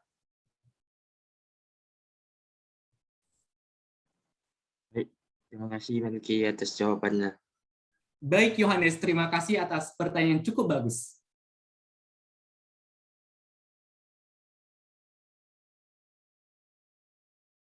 Ada lagi bisa B3 jawab, silakan. Ini untuk hubungan dengan lemak ya, white adipose tissue, WAT itu, white adipose tissue, karena lemak ada dua, ada brown adipose tissue, ada white. White itu banyak visceral. Oke, lemak visceral ya, lemak yang di sela-sela organ gitu. Oke, ayo B3 mana lagi yang bisa dijawab? Baik, saya akan melanjutkan menjawab pertanyaan B9, yaitu mengapa ibu hamil yang berusia berumur lebih tua itu kemungkinan besar akan mengalami sindrom Klinefelter. Memang benar sekali, kemungkinan terjadinya sindrom Klinefelter ini adalah kebanyakan pada ibu yang menikah dalam usia yang sudah jauh lebih tua atau dalam keadaan yang terlalu matang. Nah, apa yang mempengaruhinya? Perlu diketahui bahwa wanita dilahirkan dengan sejumlah telur yang disimpan dalam ovariumnya. Berbeda dengan laki-laki yang terus-menerus akan yang membuat sperma baru. Jadi telur-telur ini jumlahnya tidak akan bertambah, justru berkurang karena setiap bulannya telur tersebut akan dilepaskan oleh ovarium. Nah, telur-telur tersebut akan matang dan dilepaskan mulai dari usia pubertas. Seiring bertambahnya usia, tentu jumlah telur ini akan berkurang dan usia telur wanita pun mengikuti usia pemiliknya. Nah, banyak ahli yang meyakini bahwa kelainan kromosom dapat terjadi karena penuaan pada telur tersebut, di mana tidak mampu untuk melakukan pemisahan kromosom yang seperti yang sudah saya jelaskan tadi, ada hubungannya pada gen dalam kromosom X, yaitu melakukan inaktivasi kromosom X yang menjaga keseimbangan antara kromosom X yang diberikan oleh perempuan atau ibu dan kromosom X yang diberikan oleh ayah. ayah. Dengan adanya pertambahan umur ini, gangguan telur yang semakin tua dan tidak dapat bertambah lagi ini kemungkinan besar dapat memberikan kelainan pada penderita sindrom Klinefelter. Apakah jawaban bisa diterima? Ya, makasih kelompok B3. Terima kasih. Sudah terjawab ya dari B3. Ayo, apalagi B3 yang bisa dijawab? Izin menjawab, Dokter. Ya, silakan. Untuk pertanyaan B12 tadi mengenai klarifikasi terjadinya crossing over itu di pakitan atau di plotan. Jadi sembaca saya pada jurnal itu adalah pada pakitan, di mana banyak juga penelitian yang menganalisis tentang terjadinya crossing over pada tahap pakitan. Akan tetapi ketika SMA saya juga membaca bahwa pindah silang itu sebenarnya terjadi pada akhir pakitan dan awal diplotan. Nah, ini dia menjadi rancu. Jadi untuk itu saya hanya bisa menjelaskan sampai sini saja. Mungkin untuk klarifikasi lebih jelasnya nanti bisa dijelaskan oleh narasumber Dr. Yahwardi. Langsung aja ya, gini, itu kalau jurnalnya disebut. Jadi kalau memang tadi hanya dari pelajaran sekolah dan Gisel baca dari jurnal, tentu jurnal itu yang lebih diterima. Nah, gitu ya. Jadi atau dari mana-mana, dari website ya, dari catatan kuliah atau apa. Nah, itu mungkin tidak bisa diterima. Yang diterima itu adalah yang berbasis kepada referensi. Jadi Gisel bisa memberikan referensinya kepada kelompok yang tadi bertanya. Nah, silakan baca di sini gitu. Ini yang saya jadikan referensi gitu ya. Nah, jadi kelompok yang bertanya merasa puas, oh itu pakitin itu tidak diputuskan sendiri, tapi ada didukung oleh referensi yang dipercaya. Nah, gitu ya. Oke, kalau dari jurnal itu yang kita pegang. Jurnal ilmiah ya tentunya. Oke lah, lanjut lagi. Siapa lagi bisa jawab dari pertanyaan-pertanyaan yang sudah diajukan? Izin menjawab, Dokter. Ya, silakan. Saya akan menjawab pertanyaan dari kelompok B1, yaitu pengaruh penambahan kromosom terhadap tinggi badan dan kandungan mineral yang berpengaruh. Seperti yang tadi dijelaskan, kromosom X ini kan sangat penting dalam mempengaruhi berbagai gen gitu kan. Jadi kromosom ini juga mengatur banyak gen, yang salah satunya mempengaruhi adanya gangguan di hipofisis, di mana ini akan mempengaruhi produksi dari testosteron. Jadi testosteron ini akan menghentikan, fungsinya itu menghentikan pertumbuhan tinggi badan laki-laki setelah puberti. Jadi kalau pada penderita Klinefelter ini kan testosteronnya rendah. Jadi makanya pada penderita Klinefelter ini tinggi badannya akan naik atau tidak terkontrol. Makanya kebanyakan penderita Klinefelter ini badannya tinggi. Serta pasti ada pengaruh dari kandungan mineral yang membentuk tulang seperti kalsium, magnesium, dan fosfor. Terima kasih.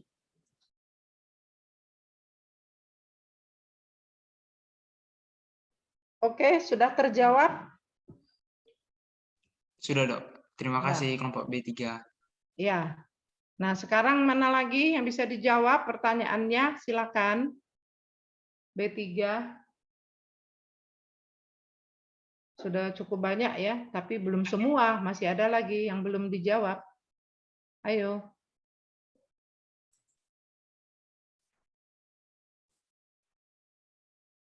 Baik dokter, izinkan saya menjawab pertanyaan dari saudari Sahabat Farida dari kelompok B11.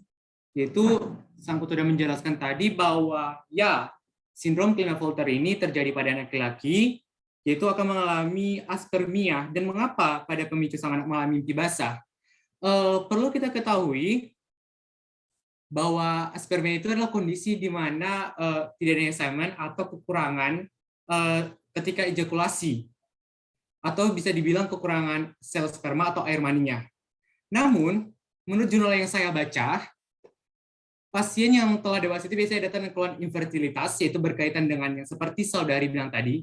Namun pasien sindrom Klinefelter ini dapat mengalami perkembangan seksual yang normal sebelum pubertas dan memasuki pubertas sesuai waktu dengan fungsi hipofisis gonadal yang normal. Terkait dengan kasus kita ini, dia itu masih pada masa pubertas, yaitu masih pada SLTP di kelas 3. Hal ini memungkinkan karena pada saat mengalami sperma mark atau mimpi basah, seperti yang saudari bilang tadi itu, fungsi testikular pasien sindrom Klinefelter masih relatif normal. Jadi degenerasi testis akan terjadi dengan cepat pada saat pubertas hingga tercapai hilirisasi lengkap tubulus seminiferus. Bagaimana dengan saudari Sangkot? Baiklah, Saudara Melki. Jadi menurut yang Anda katakan tadi bahwa dia masih normal ketika ia mengalami mimpi basah. Artinya itu dia sudah dewasa, tetapi dia akan mengalami ketidaknormalan setelah dia dewasa. Begitukah atau yang lain? Bukan. Ketika pasien sindrom Klinefelter itu mengalami perkembangan seksual ya, itu sebelum pubertas dan memasuki pubertas. Baik, Melki, terima kasih atas jawabannya. Dan kelompok B3, terima kasih. Baik, Sangko, terima kasih atas pertanyaan yang cukup bagus juga. Faridah, itu orang dewasa pun yang bukan ini ya, tapi bukan Klinefelter syndrome dia, orang dewasa, itu bisa juga oligospermia atau azoospermia. Bisa, ya tapi tetap normal, semuanya normal. Gitu bisa ya, jadi kecuali dia spermanya sangat sedikit atau tidak ada, azoospermia atau oligospermia. Nah itu dia tidak Klinefelter syndrome, tapi ada kelainan lain barangkali, gitu ya. Jadi itu masih ada lagi kelenjar prostat ya yang berperan. Prostatnya kan tidak mengalami kelainan gitu misalnya. Jadi masih ada hal-hal lain yang dia normal, makanya dia bisa mimpi basah gitu. Cuma mungkin jumlah spermanya tidak normal gitu ya. Nah, oke. Baik, Dok. Siapa Terima lagi? kasih, Dok. Ya, siapa lagi mau menjawab dari kelompok B3? Baiklah, saya akan izin dokter. Baiklah, saya akan menjawab pertanyaan dari kelompok B2. Fenotip dipengaruhi oleh gen dan lingkungan. Jelaskan secara detail apa contohnya. Seperti yang kita tahu, interaksi genotip dan lingkungan akan mengakibatkan fenotip yang tidak konsisten pada kondisi lingkungan yang berbeda. Artinya, genotip dan lingkungan akan mempengaruhi fenotip. Misalnya, seorang anak yang mempunyai warna kulit putih karena faktor genotip, namun dikarenakan setelah dewasa mempunyai pekerjaan di lapangan atau sering berada di lingkungan yang panas, maka lama-kelamaan warna kulit anak tersebut akan menjadi gelap yang diakibatkan oleh faktor lingkungan. Baiklah. Apakah kelompok B2 sudah jelas? Coba jelasin yang tadi pernyataan barusan yang gen dan faktor lingkungan itu mempengaruhi fenotip. Maksudnya bagaimana ya, Delia? Baiklah, Hafiz.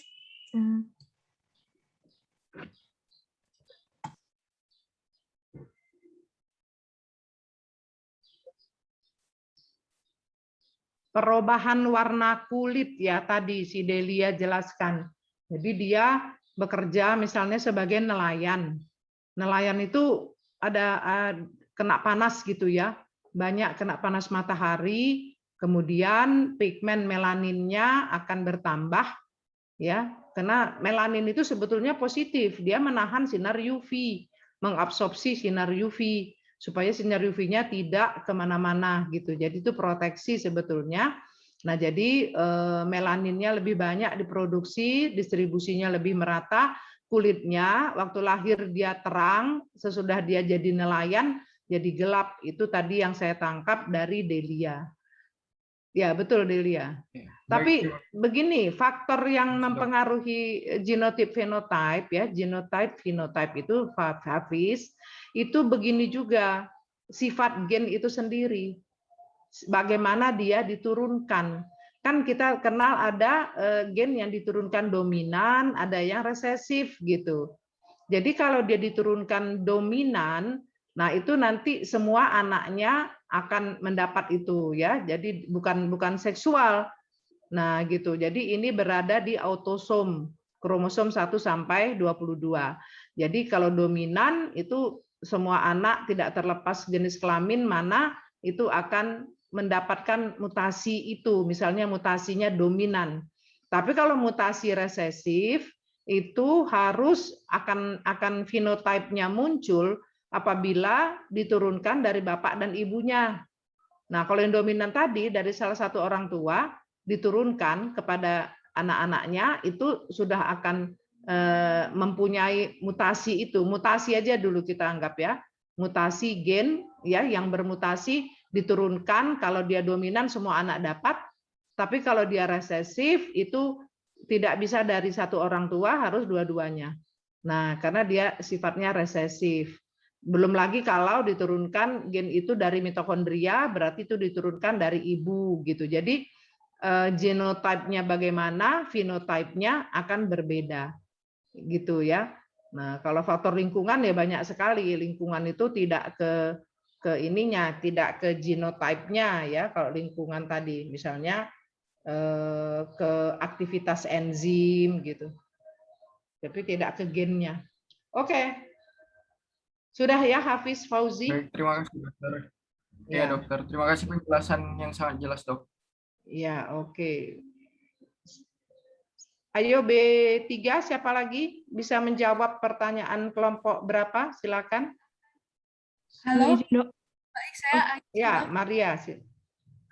Baik, saya akan menjawab pertanyaan dari kelompok B8 mengenai gejala pada sindrom Klinefelter ini.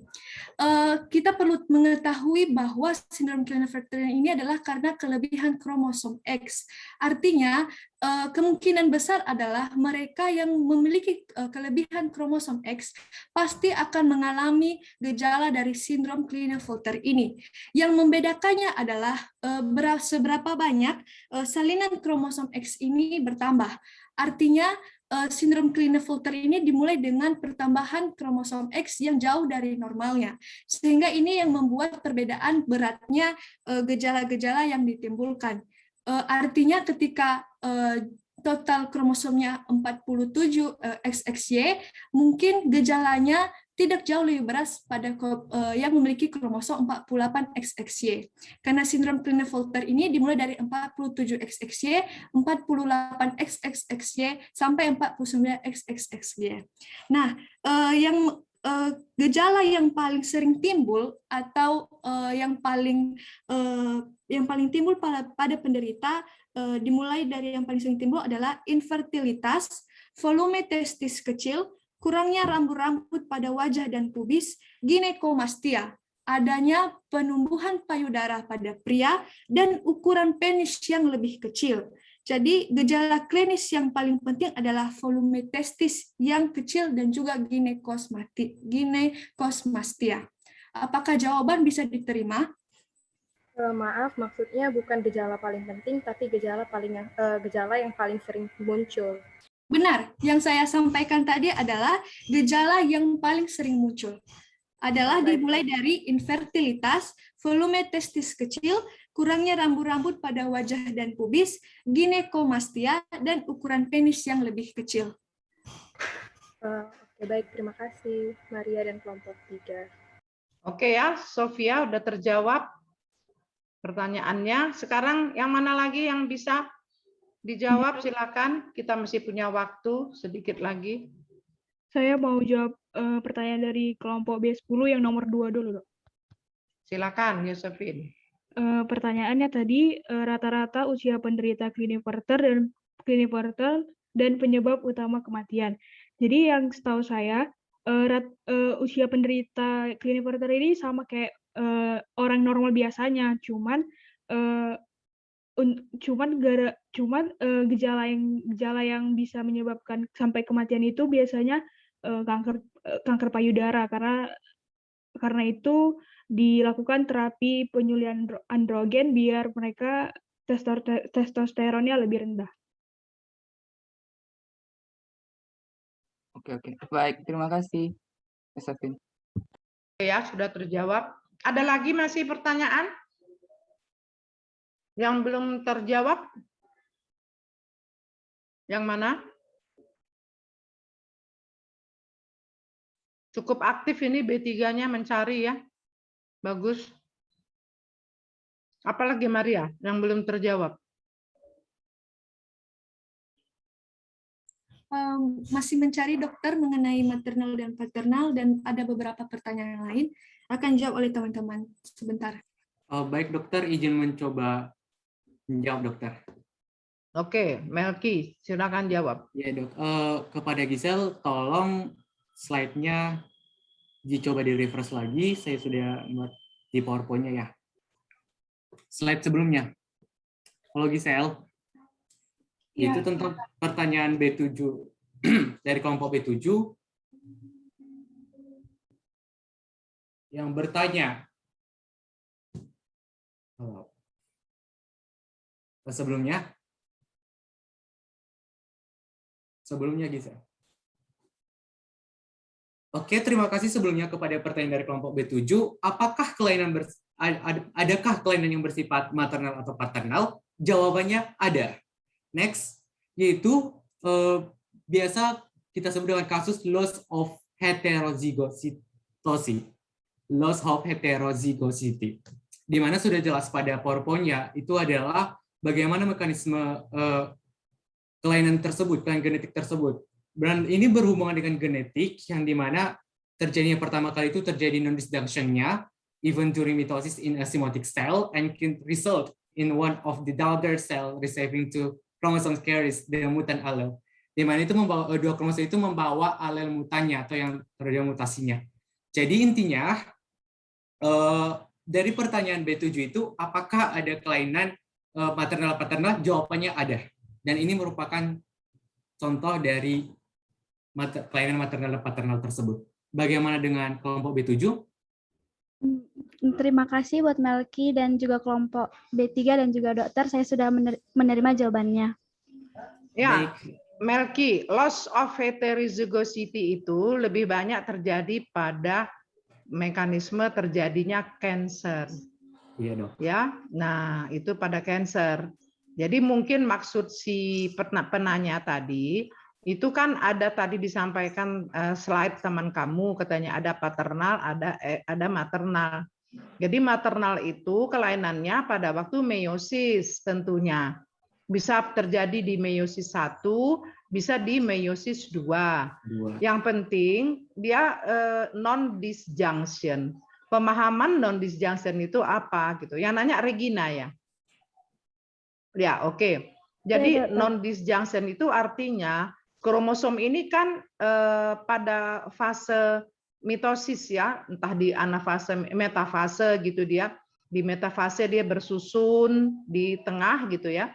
Nah, kemudian dia akan bergerak ke sentriol gitu. Jadi bergerak masing-masing satu ke sana, satu kemari kan gitu.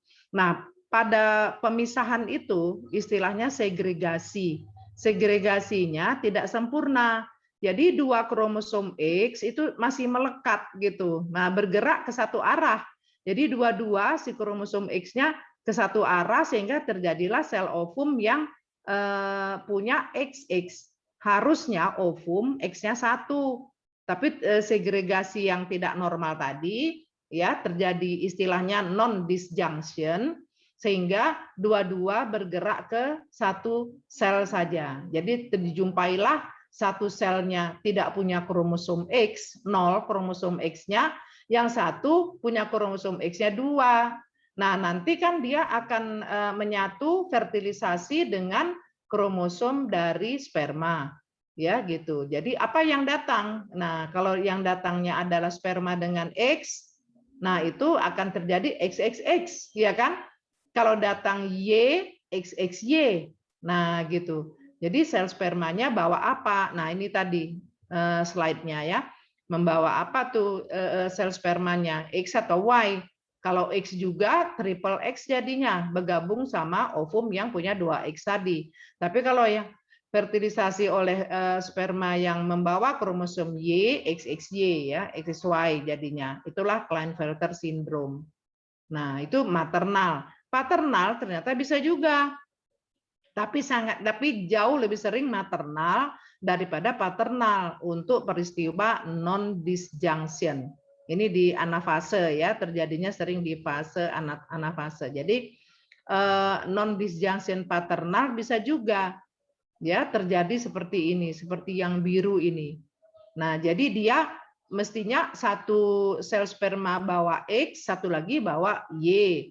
Tapi ini enggak berpisah ini. Jadi di satu sperma XY yang kemudian yang lainnya kosong gitu. Kosong itu kromosom 1 sampai 22-nya sih ada, hanya kromosom gonosomnya yang bermasalah.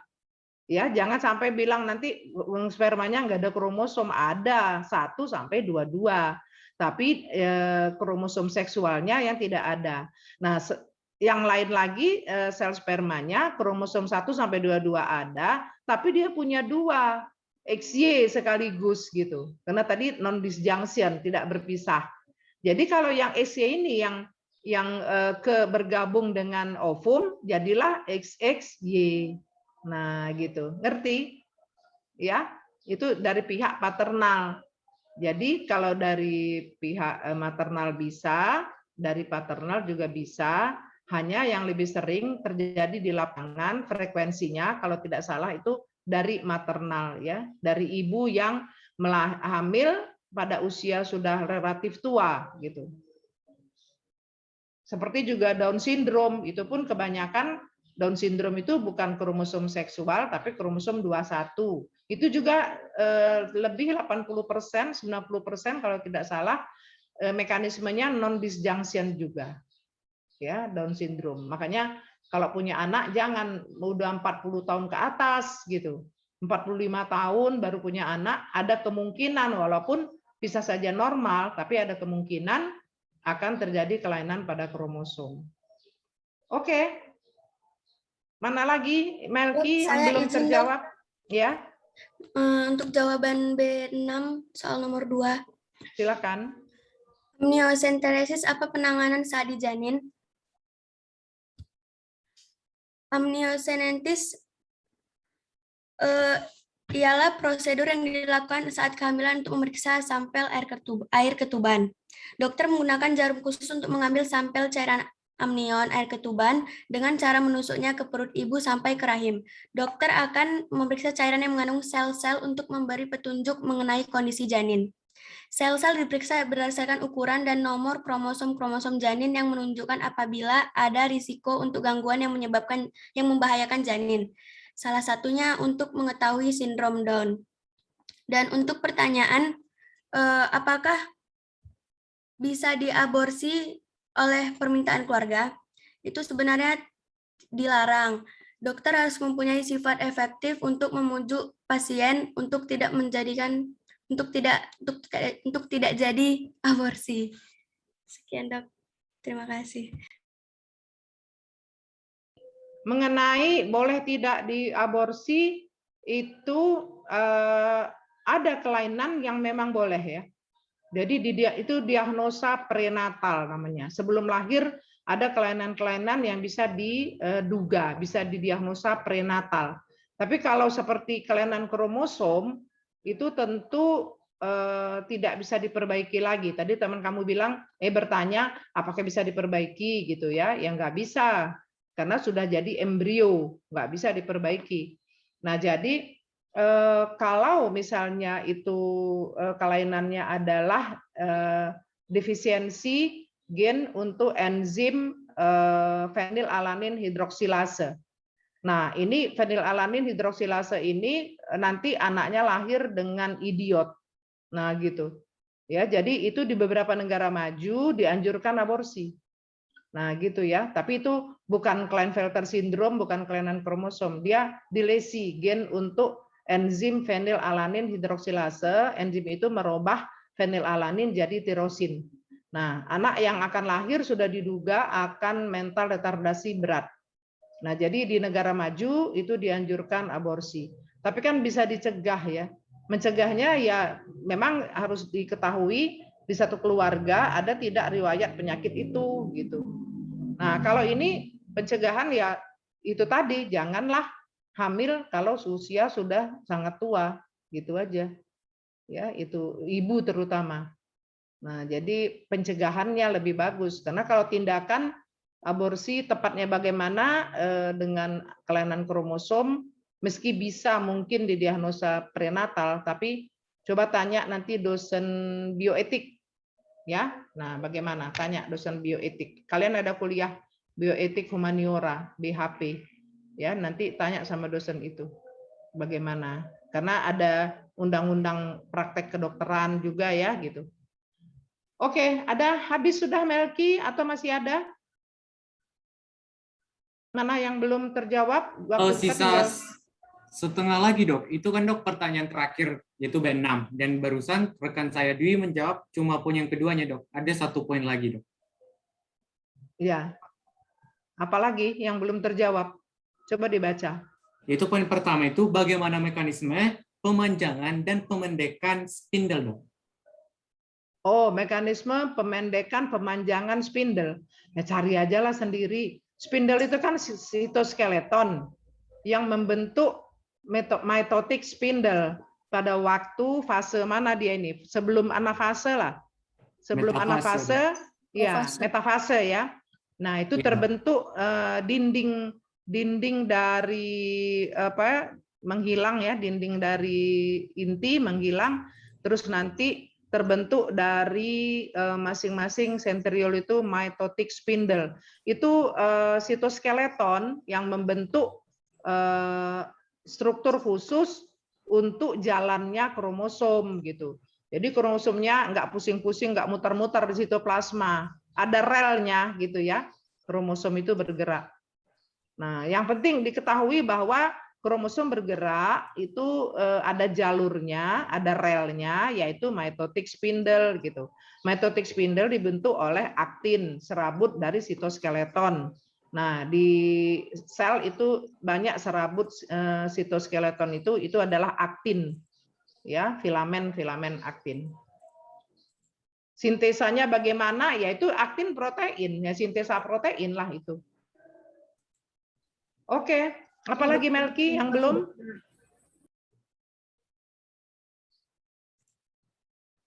Sepertinya semua sudah terjawab dok. Sudah terjawab ya. Nah, jadi begini, dari pemicu ini kalian belajar banyak ya. Banyak dapat informasi lebih luas, jauh lebih luas daripada sekedar kasusnya, pemicunya. Pemicunya itu bilang ya diperiksa dengan karyotyping misalnya. Karyotyping itu kalau untuk jumlah kromosom bisa cepat. Hanya kalau kelainannya itu lebih translokasi misalnya. Translokasi kalau segmen DNA yang bertukar juga besar bisa terlihat ya. Ada kromosom yang tambah panjang gitu, tambah pendek. Tapi kalau sedikit ya sepotong segmen DNA itu nggak bisa karyotyping, nggak kelihatan gitu. Nah seperti ini. Nggak jelas kelihatan ya gitu apanya patologisnya kalau dia di struktural. Nah kalau di jumlah lebih gampang ya dengan karyotyping bisa. Jadi kalian belajar banyak mengenai kromosom apa yang ada di sana ya. Nah gini di sini kita lihat kelainannya itu justru bertambah. Bisa juga kelainannya dalam hal jumlah berkurang. Nah gitu ya bisa. Jadi dia autosomnya terutama tidak ada kromosom berapa dia nggak ada, bukan nggak ada sama sekali, nggak ada satu gitu kan, kita punya sepasang, nah dia cuma punya satu misalnya gitu. Jadi banyak juga kelainan kromosom dan itu tetap ada dampak. Nah gitu ya, tetap ada dampaknya. Jadi beberapa pemikiran itu diharapkan kalian punya ya, di samping tadi hormon ya, testosteron itu bisa oleh aromatase jadi estradiol. Memang ya aromatasenya itu dari jaringan adiposa terutama yang visceral ya, jaringan adiposa yang visceral mengeluarkan aromatase testosteron jadi estradiol, jadi makin turun gitu kadar testosteronnya. Oke, jadi dengan belajar seperti ini kalian belajar banyak gitu ya, belajar banyak, jauh lebih banyak daripada sekedar pemicu itu. Belajar ilmu-ilmu lain, belajar ilmu anatomi, belajar ilmu fisiologi gitu. Cuma tadi si Melki sangat-sangat serius sampai ke amniosentesis segala macam. Ya itu sebut saja diagnosa prenatal gitu ya. Tekniknya nggak usah lah Melki. Kamu sampai tekniknya pun kamu jelaskan. Nanti di kuliah padahal itu ada di kuliah teknik itu dijelaskan. Tidak ada dok. Nggak ada karena itu kuliah PPDS Melki. Itu kuliahnya untuk PPDS, tapi nggak apa-apalah.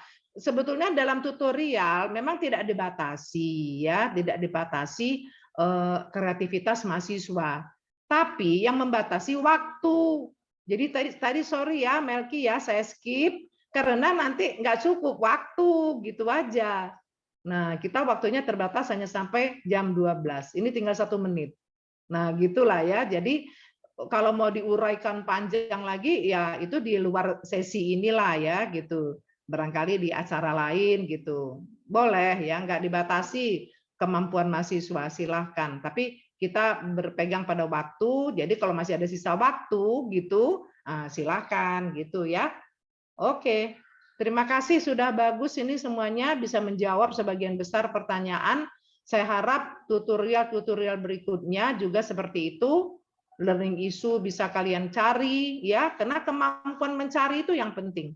Kemampuan mencari referensi yang layak dan dipercaya. Itulah yang dituntut dari tutorial. Dan pada pleno pakar, andai kata ada yang nggak jelas, pakar akan bantu gitu. Ya, kalau tidak jelas. Kalau oleh mahasiswa jelas untuk apa lagi? Ya, apalagi referensinya sama, itu juga ya udah sama gitu. Oke. Ya, ini mana Dokter Yasmin masih di sini kah atau sudah keluar? Yasmin.